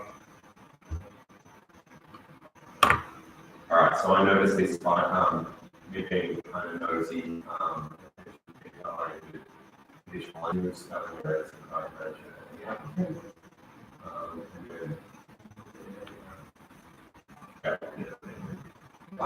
We don't want it to be too, but anyway, so let's produce that cover letter.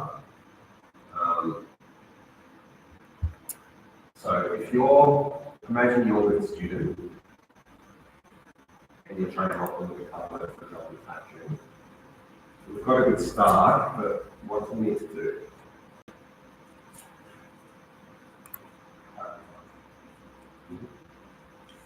So what are certain functional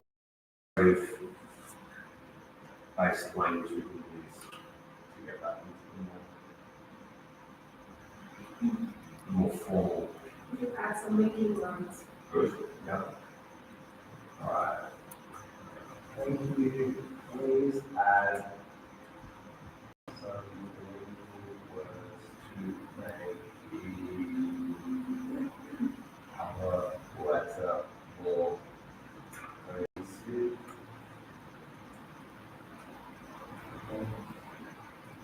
Okay, taking your point as well. It also needs to be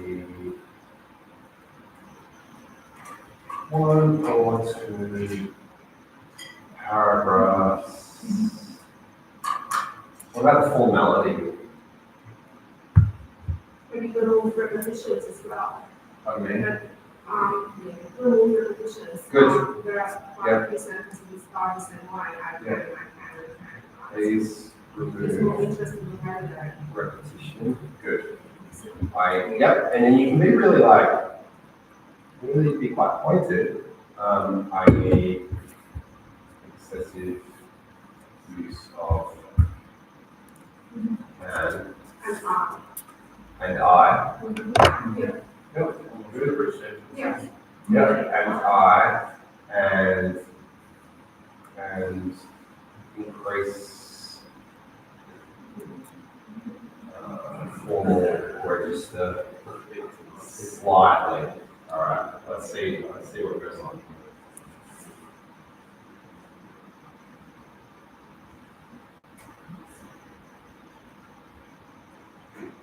All right, there we go. We've got what's saying we can do. Ooh, there we go. Dear Mr. Smith, I'm writing to ask for a job in your factory. I hack a factory. I'm a hard worker and I work on other people. I experience my country with shop kitchen work. So I know how to follow instructions and mistake. My skills include lifting, packing, cleaning, and carefully from the but I'm still working tasks for the training department. Thank you for reading all that. Okay, so it's tidied up quite nicely, quite quickly. Just a couple of random saves. You shop and section one. Okay, please replace grammatical accuracy.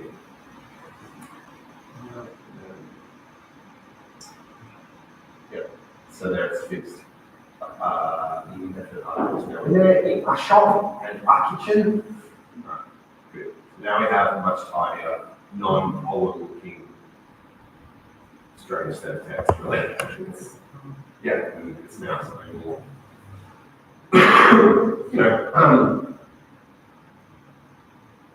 You could kind of get into like, the explanations of example tables to encourage the applicant to draw out more about what they do in the kitchen and what they do in the factory to really sell. But sometimes a couple later, it's just a cognitive exercise when it's marketing specific. So I don't know if I haven't applied for a job in this situation where I've actually helped anyone do it. I know this is a pretty common situation. So yeah, it's really like an easy way of forming functional tasks. Any questions about that?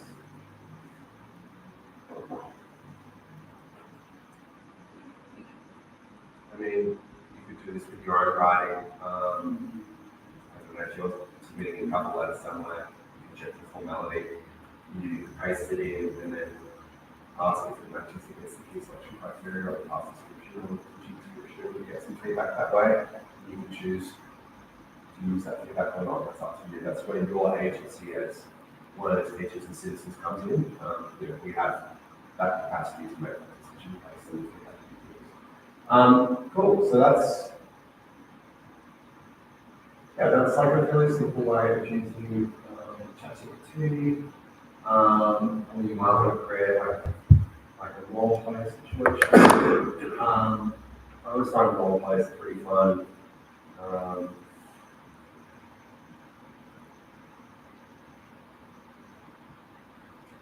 So let's do that. Alright, so new chat. Alright, what would you like the role play to be about?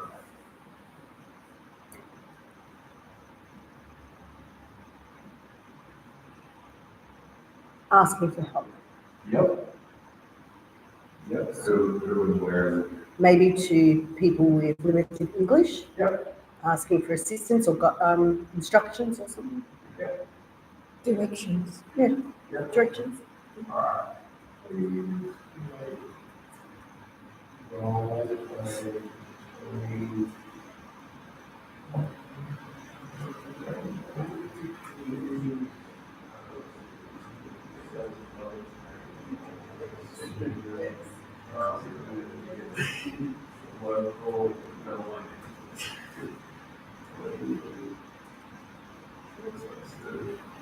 Local directions to Museum.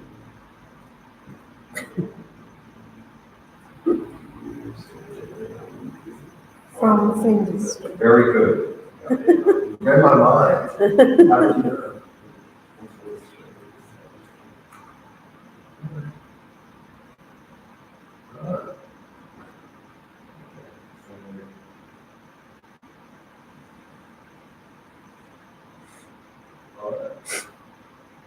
asking for directions to Melbourne, so as you can see. Worries, and the local, I mean, there's no worries in a variety of places, yeah, all the other museum, how can I get there? Oh, you're at Full Street Station now. The directions to the tram. No problem, it says, which kind of get 96, another 86. Which one's the museum,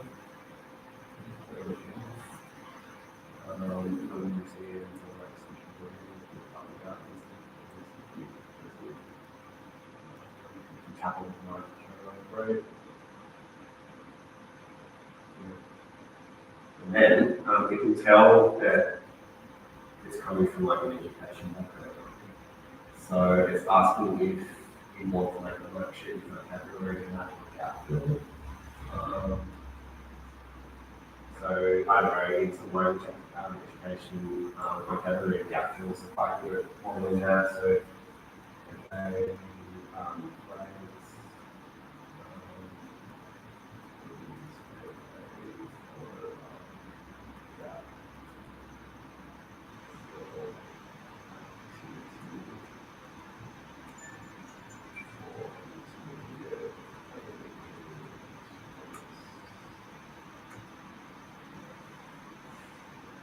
you got some instructions.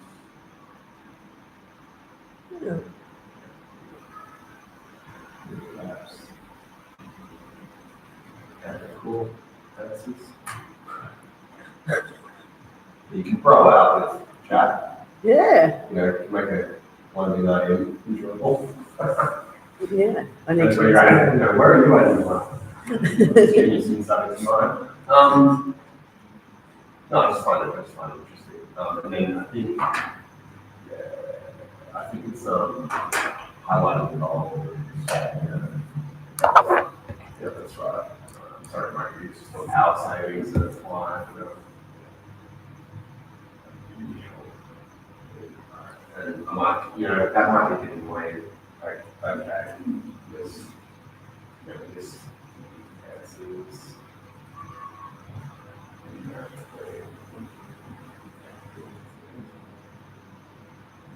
There we go.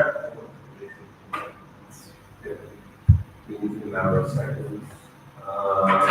And then this is the last thing that I'll just sort of show in terms of now I see you can kind of change the content level.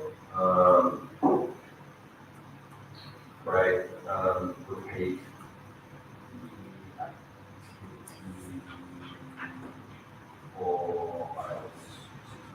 So this is like ready to go to university in English in Australia, so pretty good. I'm making vocabulary and grammar sophisticated. I'm trying to anyway. So that would be also a problem.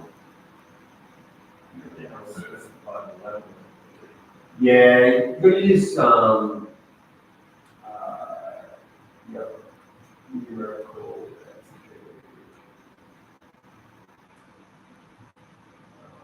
And I could have said before that it would make the answer, but I forgot.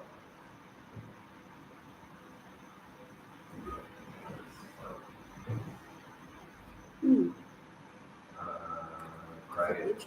Now, repeat, say for elementary EAL letters.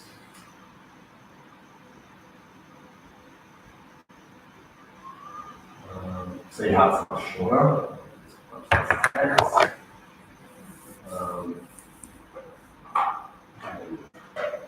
Notice that I want an answer key.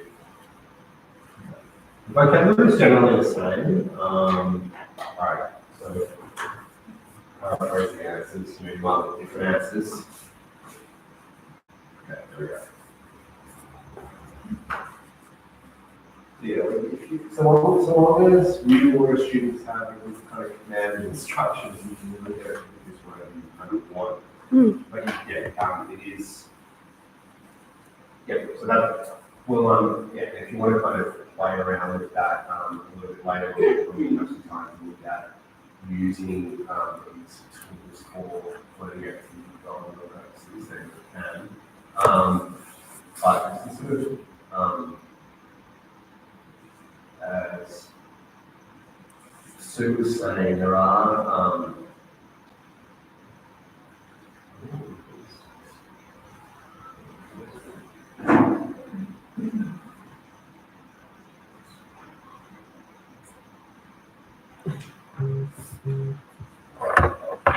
ChatGPT is certainly,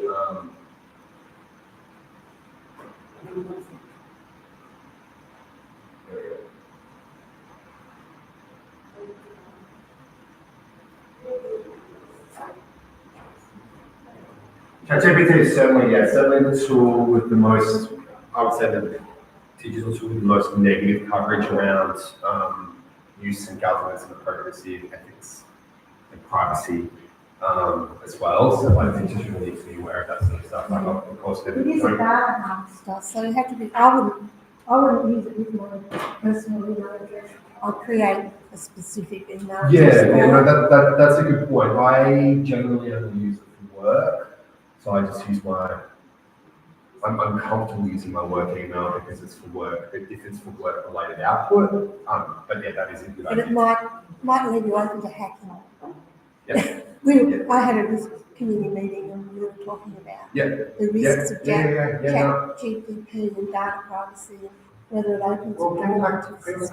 all sorts of things. Like, I got an email this morning from English Australia, which is like, the leading advocacy group for English teachers. It's a pretty niche community, but that had been hacked. I don't know what kind of data they're trying to take from English teachers, but my point is anyway, it can be hacked. But yeah, we'll talk about some of those sort of like ethical limitation and privacy concerns in a little bit more detail soon. Someone was asking me about costs. Sorry, I didn't update this because this information. I only actually realized yesterday that the free version has been updated to, I think, version 4 of March. I don't know what the paid versions look like. I've never paid for it. I probably never will pay for it. I don't know why I'm so sort of staunch in why I won't pay for it, but that's just my Well, current. they don't pay to use your work, so you shouldn't pay them. Well, yeah, and they've reviewed a lot of, well, not a lot of my work, but they've reviewed a lot of, I think, reasonably high quality. I'd like to set things up into it. So, just because I am after, sometimes I want to shorten things and get feedback when it's not otherwise available. And it is interesting from a kind of pedagogical and curiosity point of view, what it can say. But that was all the free version.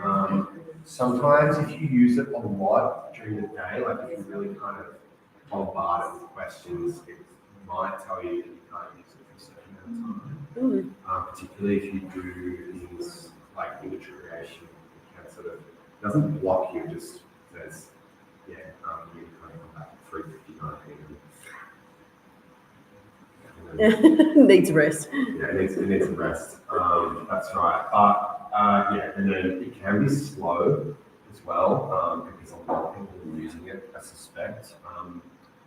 And I believe the data retention hardware that they use is not located in Australia, so it's a lot of like, that causes a lot of environmental concerns as well as a lot of water used to cool those mainframes. So, if you're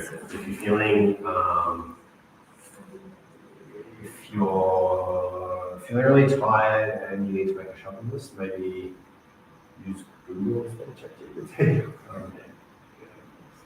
It's about choice and stuff like that. Yeah. I was just going to say, I have found lately, I've had lots of chats with people, not that I use ChatGPT, talk about Google AI, because that's come without us being asked about it. Obviously, a lot more limited. It's unsolicited, isn't it? It's in every Google search now. But what I'm finding was that previously I had to have chats with people about when they hit Google, don't just get take the first answer.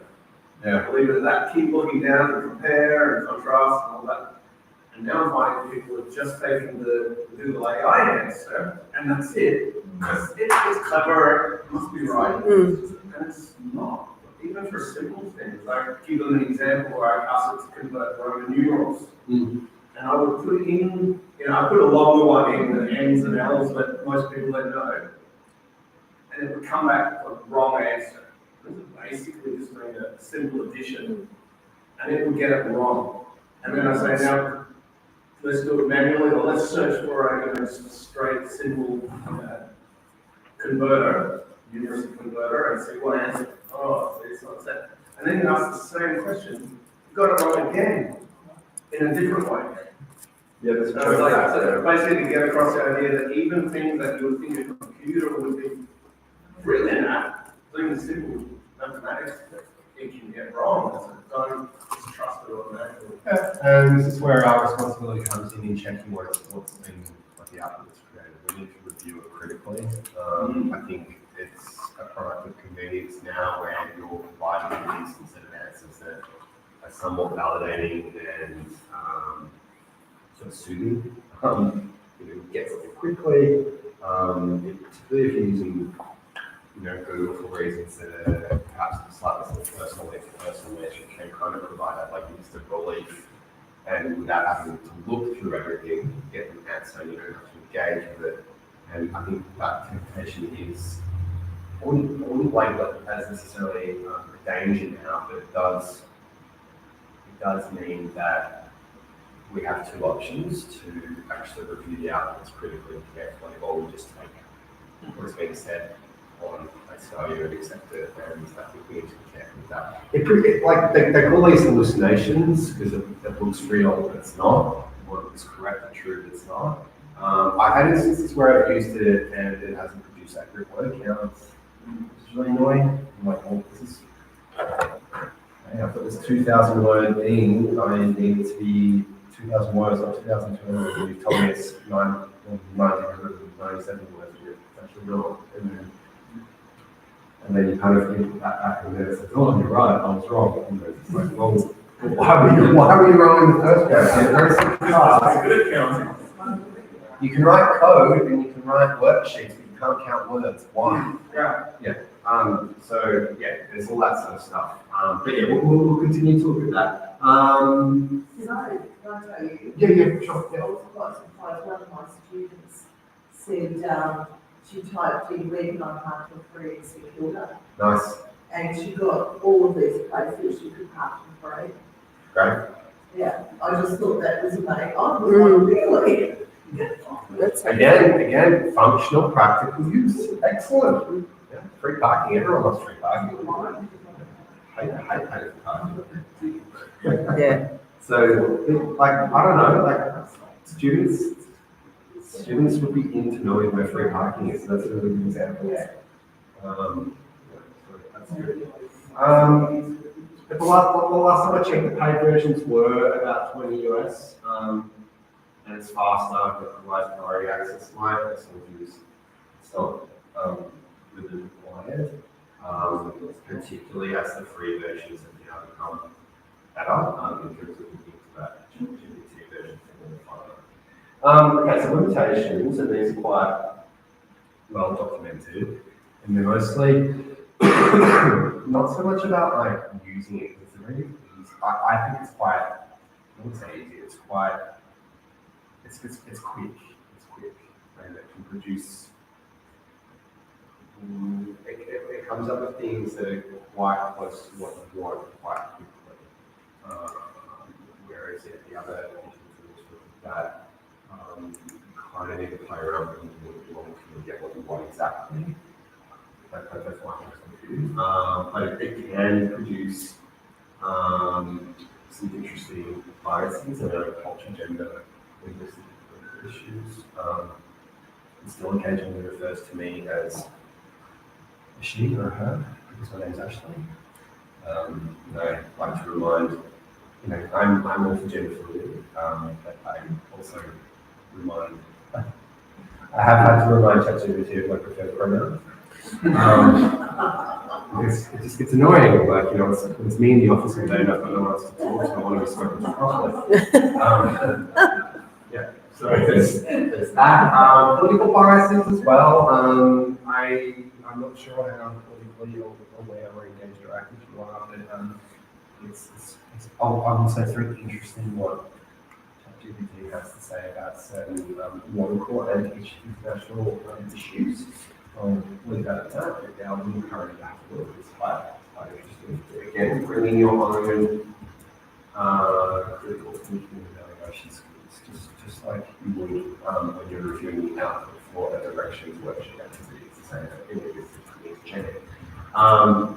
Privacy, as we mentioned. At a personal level, don't include your phone number, don't include your email if you, or like your passwords or things like that. Obviously, you need to set up an email to activate an account. But yeah, don't put anyone else's information. You need to really remind your students if they're using it for educational purposes, not to leak any privacy information. Kind of like what we were starting to talk about with the Google AI summaries or AI overviews that have kind of put in our faces on Google search. Kind of reminds me when YouTube gave everyone that album. Do you know when they did that? Yes. And no one wanted it? Yeah. It's just like, get lost. Yeah. Anyway, yeah. I'm sure there's something you can do within Google to remove that AI overview, but I've talked to a few people in IT about that overview, and they're not through the quality of the AI overview because they come from it. But again, I guess the more important point here is that when we're provided an AI overview, we don't want to become reliant on that. I think we need to be making our own decisions and evaluating content before and ideas that's helpful to us, so that it doesn't impact our creativity or any skills development. So, yeah, we're developing our digital literacy skills constantly as educators on digital education. It's not just for students, right? Part of that is thinking about, what is being presented to us. Ethical and inclusive use as well. Inclusive use the way that promotes inclusive things like that. There is a ChatGPT app as well, which is quite good. You can send voice recordings to generate output from ChatGPT, which is another layer of inclusiveness, I guess, if people are able or willing to type, which I think is a good conclusion. You can also upload files as well. Word docs, PowerPoint, things like that. PDFs. Just drag and drop. What it's called now, it was somebody showed me an AI-based thing where you could basically send like a YouTube clip or almost anything, a document, and it could create lesson plans. Yeah, I mean, I haven't done that with ChatGPT yet, but again, you're welcome to try that. See what it says. Yeah, 10 true or false questions based on this YouTube video. You can do that, and a lot of YouTube videos have dialogues or transcripts embedded in, so you can just paste that in seconds. It's done. It does the dictation lesson plan creation for you, but the students still have to put in the answers. So that's again where the resource optimization comes in. Yeah, I mean, I can only speak from my own experience, but we're not given a whole lot of time each year where I work to produce resources. So we're thinking constantly about ways we can refresh, recycle, reuse, and optimize. Ideally, it would be great to have more time so we could not rely on technologies to hasten that process. But it is what it is. Another thing as well, we want to sort of think about the impact on relationships. A lot of teachers are sort of becoming, particularly in content areas where assessments can be compromised by AI. Like the essay example. Teachers are kind of concerned about teacher agency, I think. What is my role now that there's generative AI around? Has my role changed, or should I be more of a facilitator of responsible AI use? things like that. But at the end of the day, generative AI, in my view, will never replace the role of the teacher.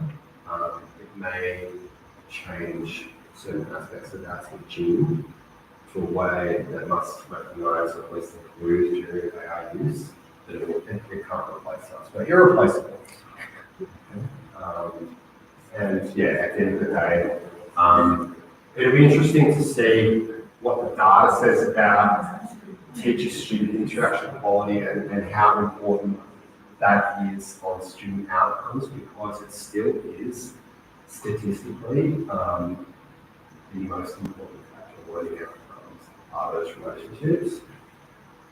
It'll be interesting to see what happens as years kind of unfold about AI and its impact on the classroom dynamics. Accessibility again, one of you said that there are still limitations with sort of basic digital literacy. Again, the level of digital literacy is needed for ChatGPT. You need to be able to, you need to have a computer, you need to be on the Wi-Fi, you need to know how to find it, you need to set up an account. Well, you don't have to set up an account actually, it's better if you do, of course, everything. It's an app. Basic sort of imperative command English is required in ChatGPT because you need to ask it to do something for you. And that's where like simple imperatives.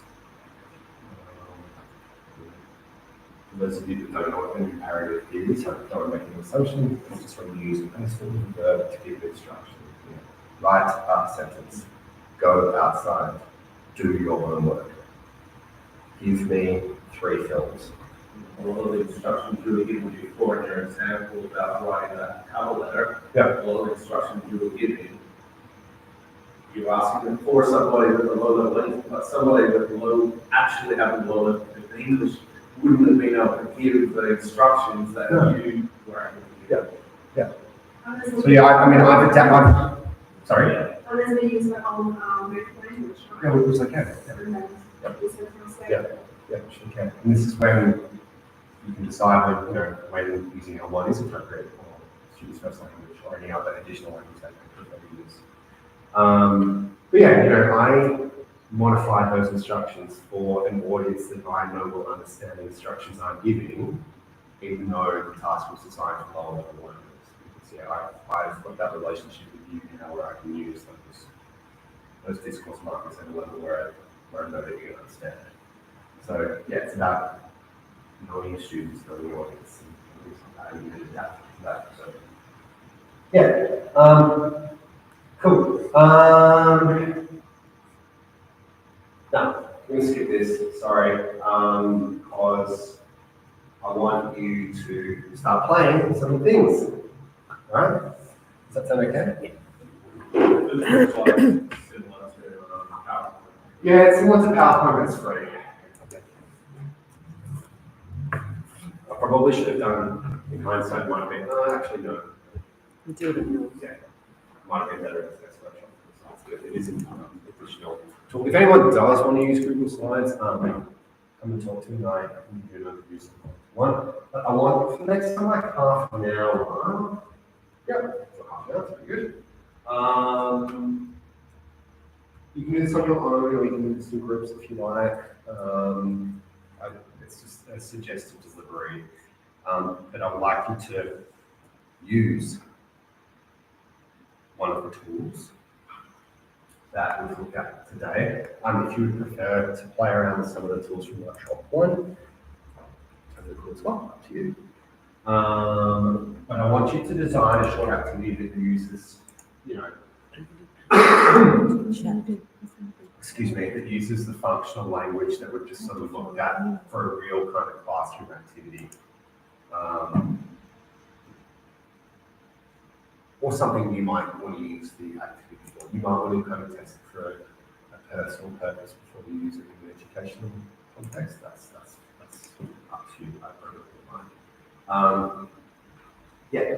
So we've got some prompt ideas there if you like. It's as we have seen, it's quite easy to develop an activity or to get outward. It does take a little bit of time to coach with where to the point where it's comfortable with what we've got. So yeah, have a look and review, and then you can tweak as you like. And then what I would like you to do, when you feel comfortable with one of your activities, if you want to test it, on one of your peers or your colleagues, or if you would like me to play it, I'd be happy to. I can scan your QR code and give it a go. If that's how you want to do it, it's up to you. But it would be, yeah, it's a good opportunity to kind of test your learning activity with someone in the group. And I'll walk around and I can provide any support, questions, or if you want to hash out any ideas, I'm more than happy to give you my feedback.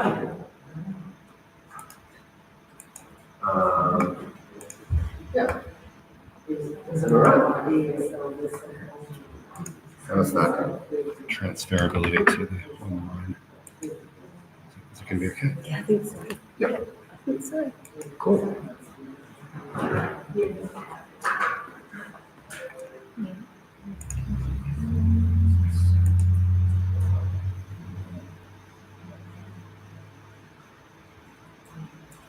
It's not seen on the verification.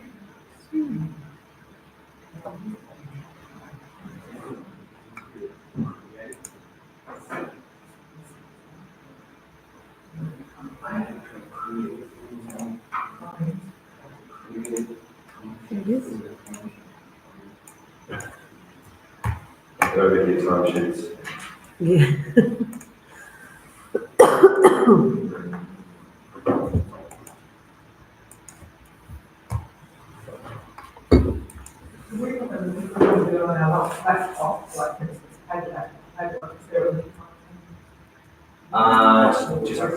Just Google Public. Just Google how to create an account. Yes. You'll have to create an account. I'll give you my details about it.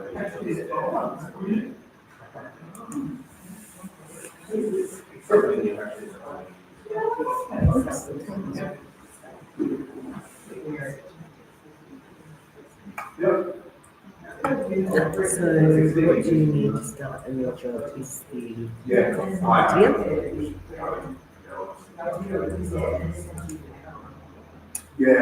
I have noticed. What is it? What do you need to start? So personal preference or student living?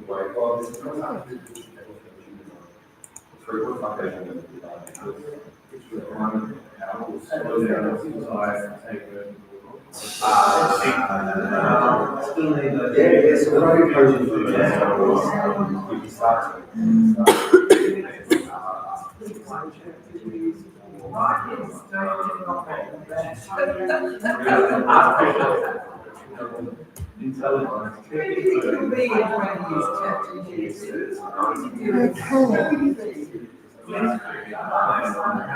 Do we want a roll? Do we want a grid? Do we got columns? Do we Well, the question is, what do you need to start a new job? So, we have a table or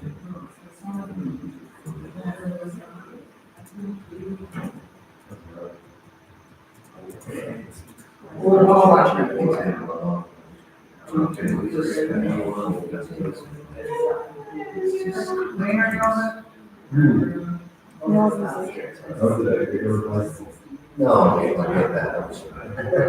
I'm part of it, I want something interactive, so.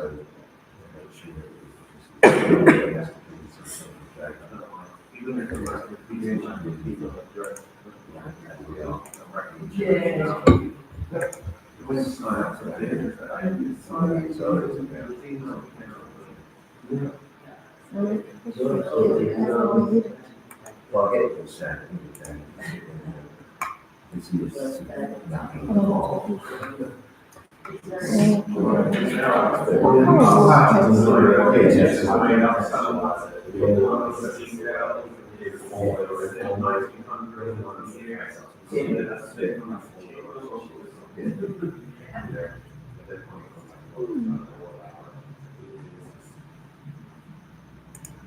Nothing too dark. No. They can be some parents as well. They can be someone on stage. Don't have to be there we go. I was learning. So you can, fine. That's why we have to check.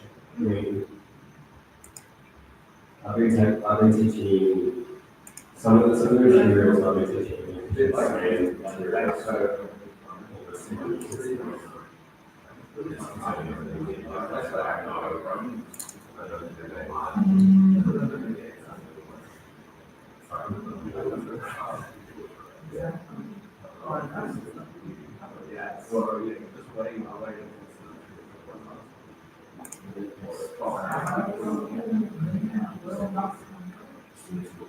Yeah, I think you need to have some sort of context to understand that that's what it is going on.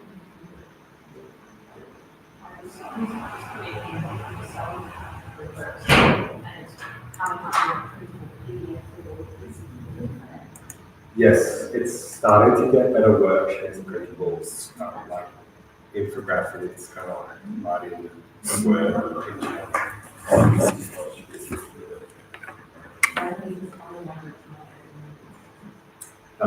I reckon that's because if you start getting into produce more than text, more than some response text.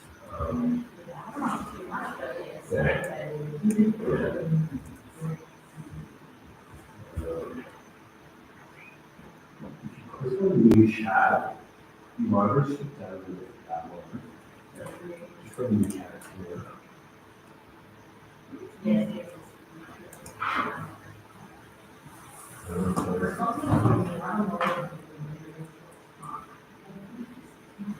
It's always a very specific time, isn't it? 4:56, yeah. Yeah, what do I do? Minus 3:59. I don't know.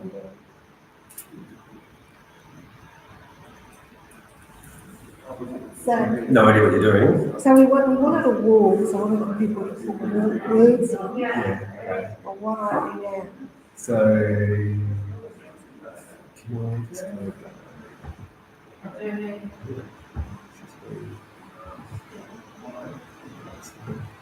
See. So you want a wall? Yeah. Right, so that's what that is.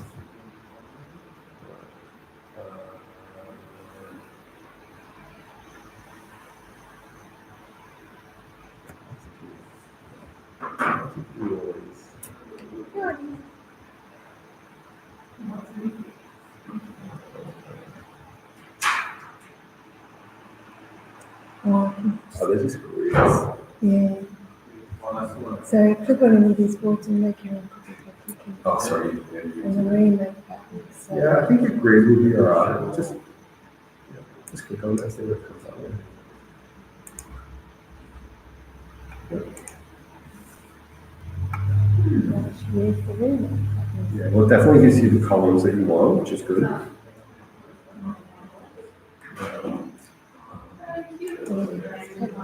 Remaking, it just repeats it. And also remake. But obviously you can delete remake of. Do you have 5 dogs? Wow. 5, nice. I'll take one. So cute.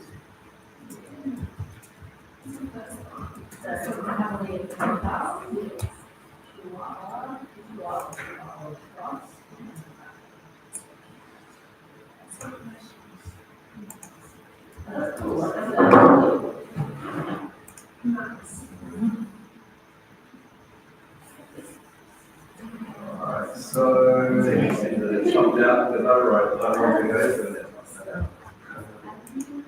So if we go make, let's see if we go make a cut there, and then I'm pretty sure we can't get close on long enough, like to send the word in. That's rubbish.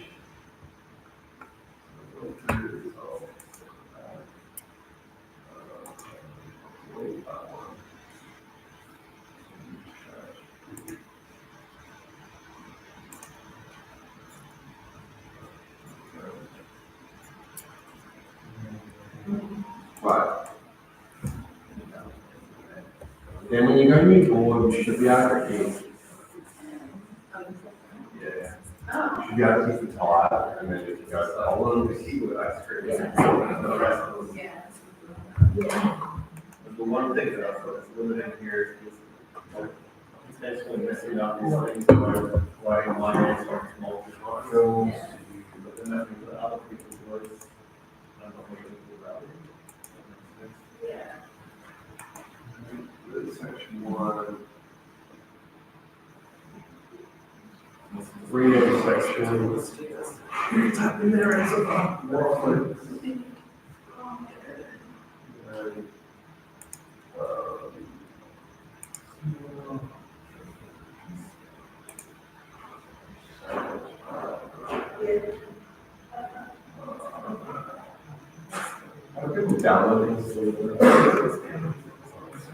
Yeah.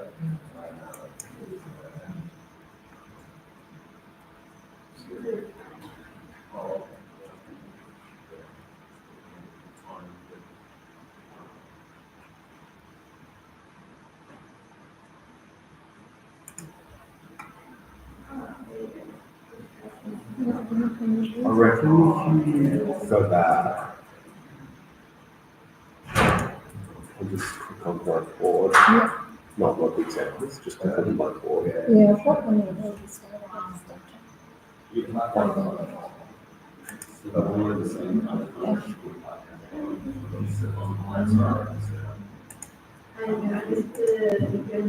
Yeah, that's your halfway through.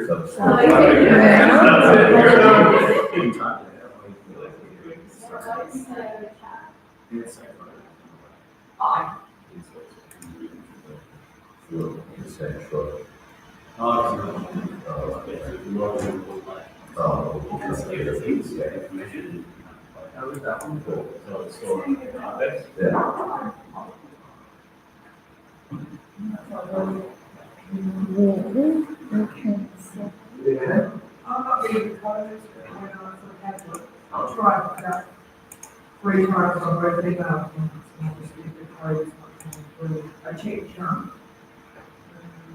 Oh, there it is. Okay, so then for that one, wasn't the other one? That's all right. Sometimes it can take a little while. Just anywhere on the phone. So I thought it was going to be in 5 minutes trying to grab the phone. Yeah, cool, good one. And she even found. What's the question? Office search as well. Yes. I was thinking before there was an issue with, I was messing up some of the qualifiers, giving my answer multiple times. So looking for a big, one. There's I found options built in that. Okay, yeah, cool, yeah, right. That's some troubleshooting, well done. What's your favorite food? Ice cream parlor, and then also we were testing it with where you phrased it differently and. react. Yeah, that's a really good way of thinking. It's even interesting that this is my first one. I want to go to the ice cream parlor, and it actually not really what I want to do. Just the main one. Well, that's instructions and scaffolding for you. Yeah. Yeah, you could add that instruction like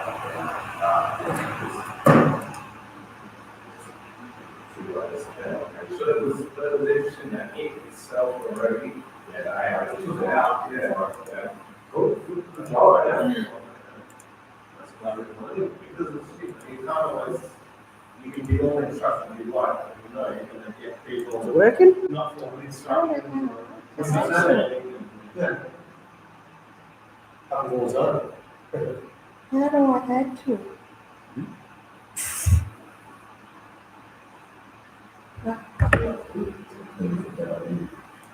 Oh, it's just like a slide. Yeah. On one side, why have I got a slide? Saving your slide as an image. Yeah, okay. That's interesting. So, I don't know why it's done that. I wanted a wall. Yeah. Now I've got a slideshow. So when I click on the wall on the right, I'm able to check what kind I want. I only really have used columns. which might be a bit basic, but it kind of can produce. You can ask sort of sub-questions with an overall theme and then get responses. Seems to be a pretty good way of getting answers. Not answers, so getting responses.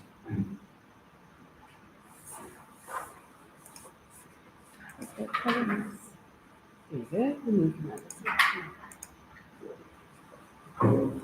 What do you need to start in your job? You need a job description.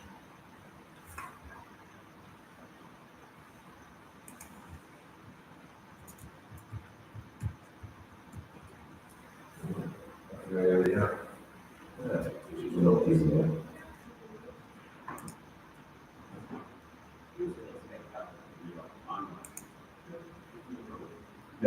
Yeah. Play around with it.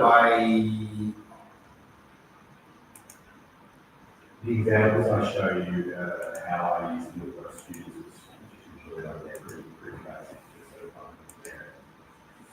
That's exactly what I want.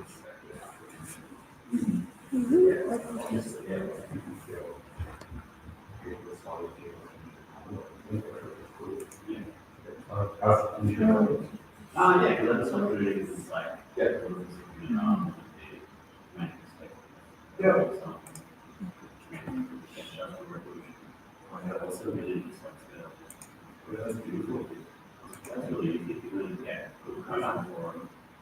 Yeah, you've got the visuals, you've got the description, and then, sorry, the title, and then you've got, like a sort of summary or yeah, so I've got that in, and then, yeah, it's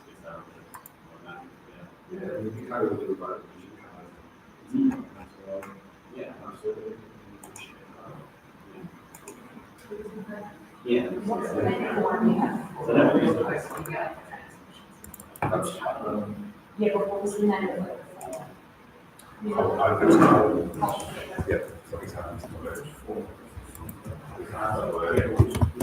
Great.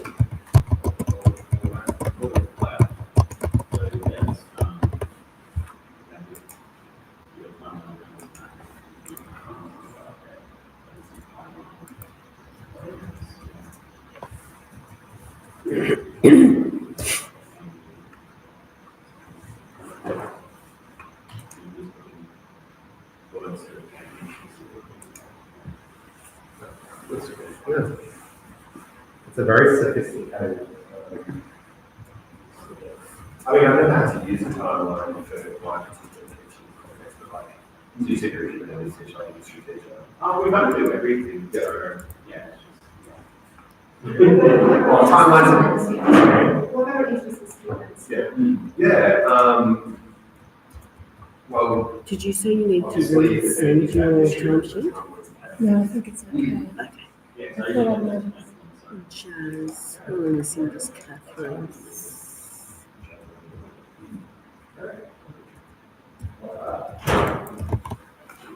I think I would use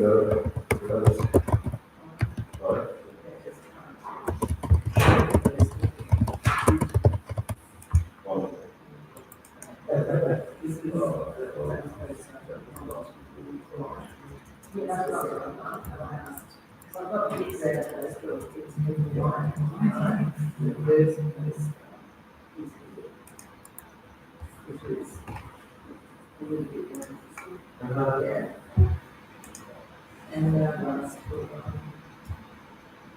create post videos releases. Just to say that. But yeah, I had a 30-40 minute lesson and then I requested a 60-minute lesson to do that. On that.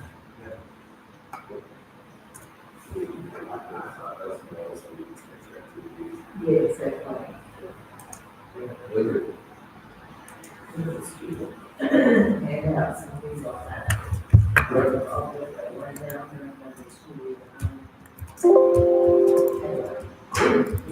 Alright. Very sophisticated lessons being built. Well, that's good. Timeline.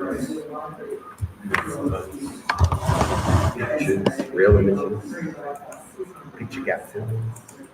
Benchmarking.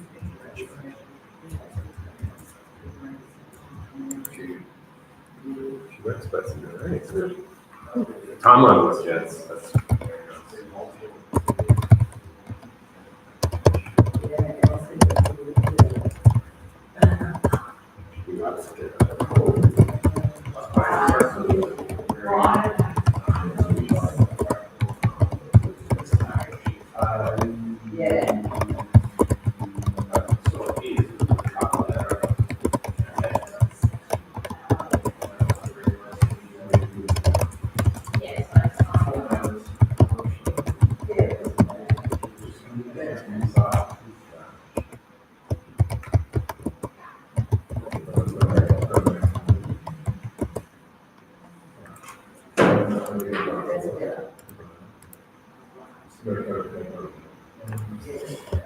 So that's not, yeah, this is.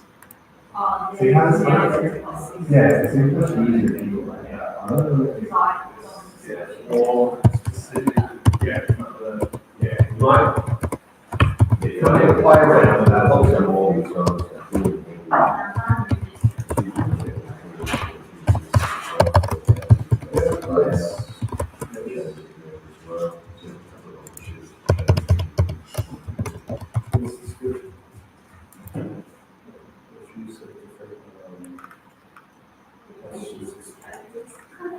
Yeah, you can, yeah.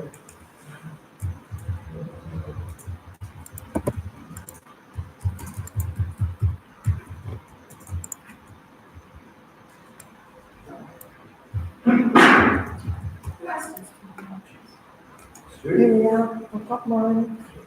You got it? Do you want me to have a go? You got a QR code for me? Yep. And then have a look. Yeah, so Coach,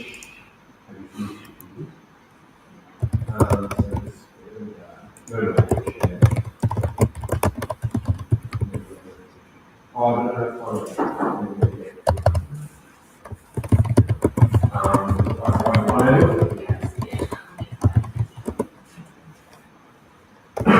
Doesn't look right like that because it's already more.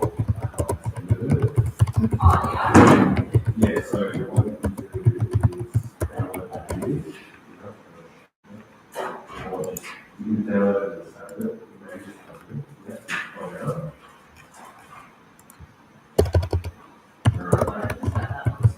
Yeah, you can share it.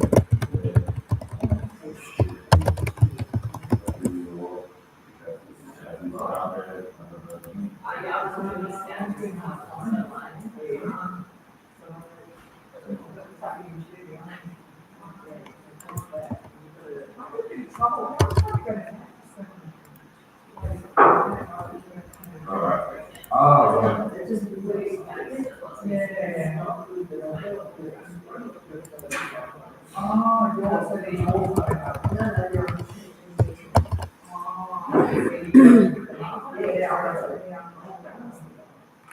Kristen. Yeah.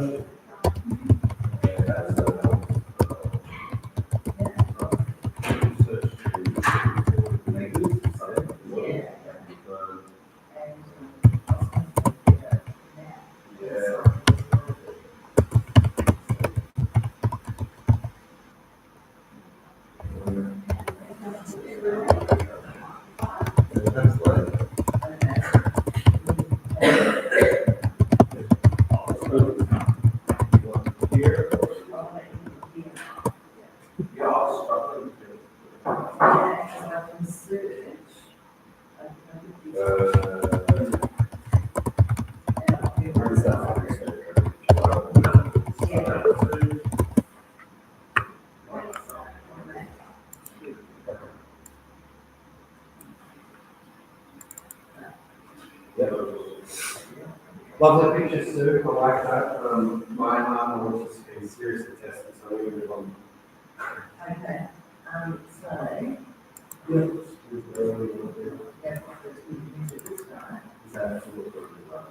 It's vertical one, and then this one.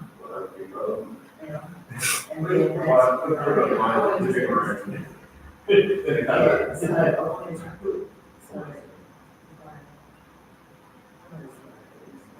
too.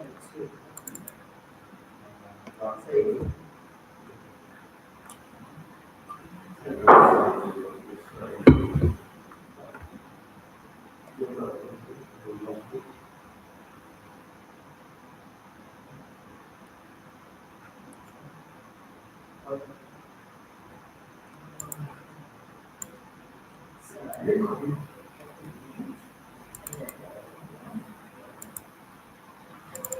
I was having trouble with the Yeah. qualifications.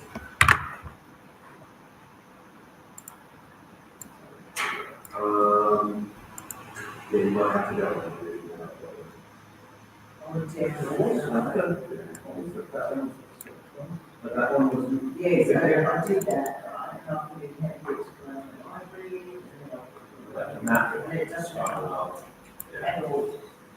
Even though those should all be very accessible. Yeah, but I put on there that too, because that's like a word library, a very library. Yeah. Counties and England and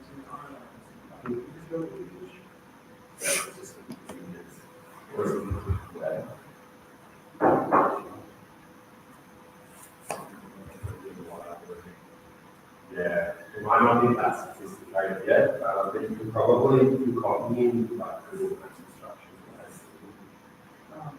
That's where I'm gonna work at. Yeah. Back in. Yeah, from that one, that one, I really get it. With the case.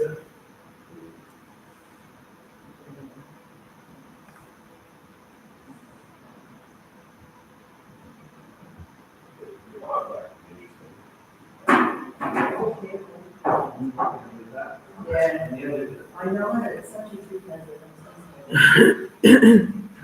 Sorry. Yeah, I saw it. Perfect. Yeah. Answer questions. Wonder if you can anonymize the responses or in a way that if there's multiple people playing, they can't see the answers. So in the next workshop, when we're looking at digital assessments, that might be something you need to think about. Because if the answers are presented and everyone can see them.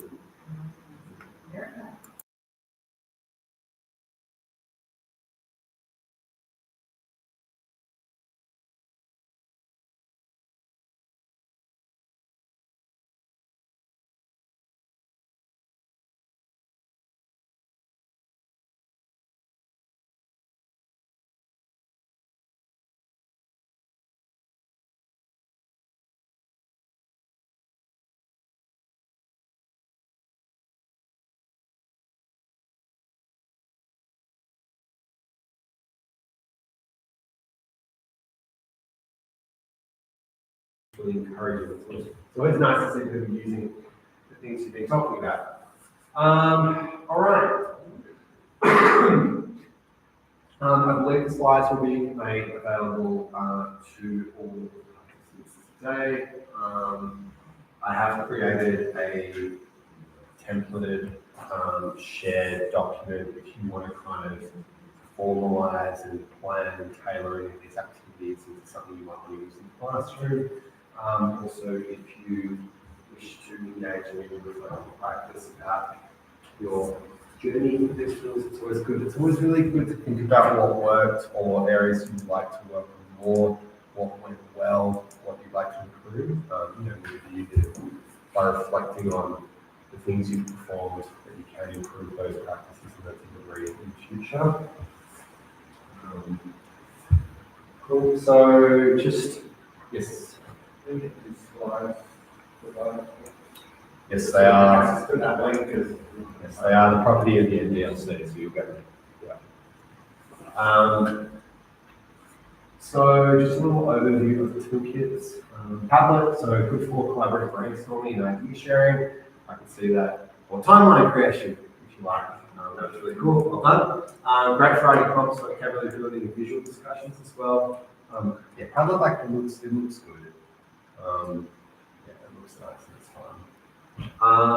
Poll everywhere. It's good for kind of live polls and word ones, like Q&A, checking in, instant kind of instant responses. You can pick up on themes. just be careful with the amount of respondents. I think if you only have 25 unique participants with a cap of 40 responses, and 25 respondents, 40 responses. Yeah, good for kind of checking in and getting a general gather. Things like the poll everywhere, if I wanted to use it in multiple groups, is the second group going to see the response from the first group? No, you can just reject, you can just repeat. You can reactivate. Yep. ChatGPT, good for sort of writing support, brainstorming, grammar checking, modeling, generating results, expanding vocabulary, building content, building, scaffolding. Basically, yeah, just outputting bulk sort of material and you can review it. And then, yeah, if you want to use Google Slides, if you want to sort of going free output style. Yeah, so I don't know, it looks like I saw every tool that we talked about today being used just now and being used really well. So I'm confident they could be able to use these practices however you wish, which is cool. So, between now and the next workshop, please continue exploring digital tools to enhance your teaching and continue to reflect on how effective this use for your teaching is.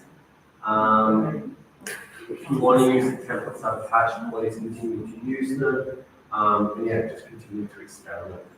Yep. Sorry, could you repeat that? Because I can't do people keep talking. Right, yeah.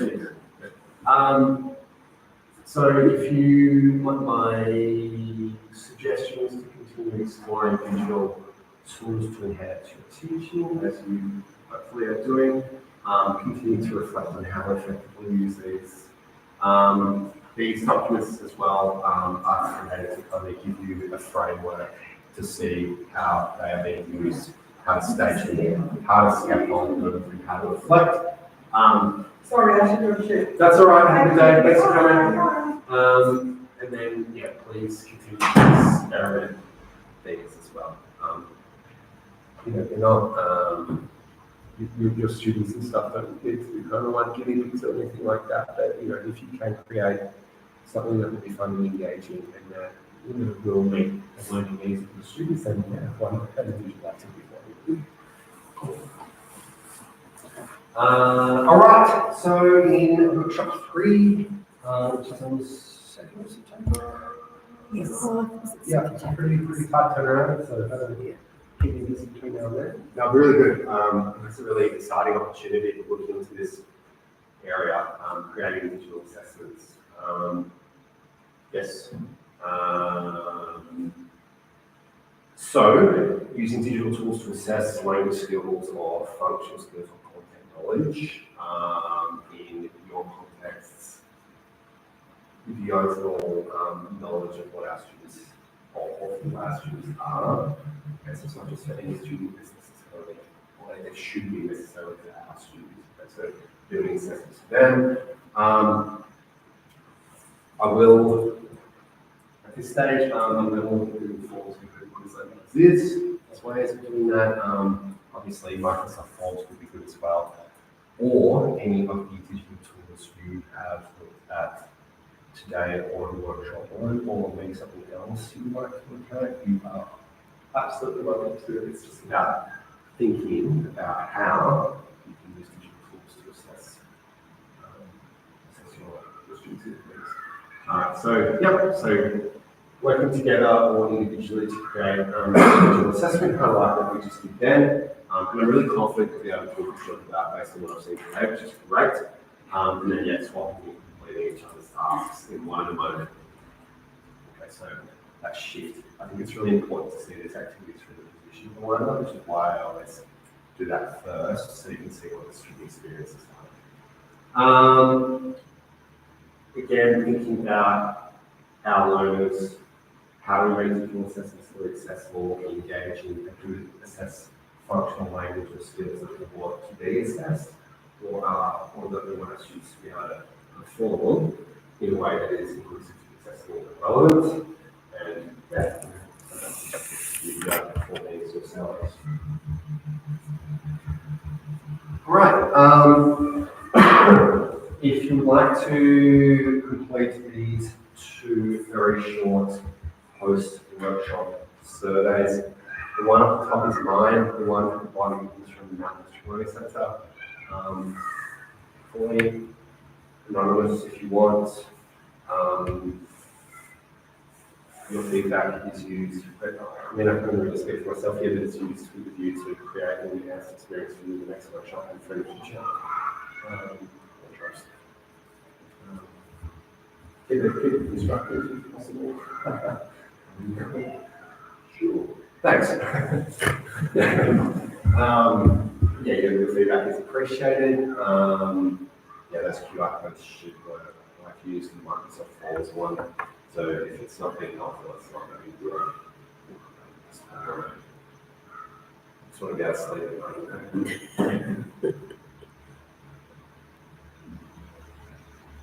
Thank you, Ashley.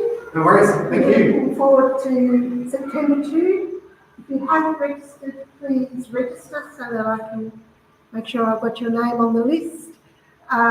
Certificates will be sent out eventually, depends on when I can get them made for you, which will be quicker this time. And also, I've only got the draft version. Can you send me the final version? Yes. And I'll, with your certificates, I'll email out the PowerPoint and also the YouTube channels. If you want to re-watch this video, it will be available there once we figure out how to upload it. Okay, thank you, Ashley. No worries, thank you.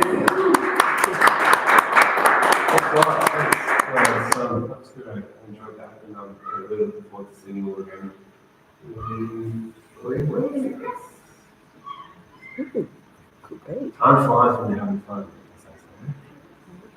So continue to get better. Yep. Okay, we'll finish that stream.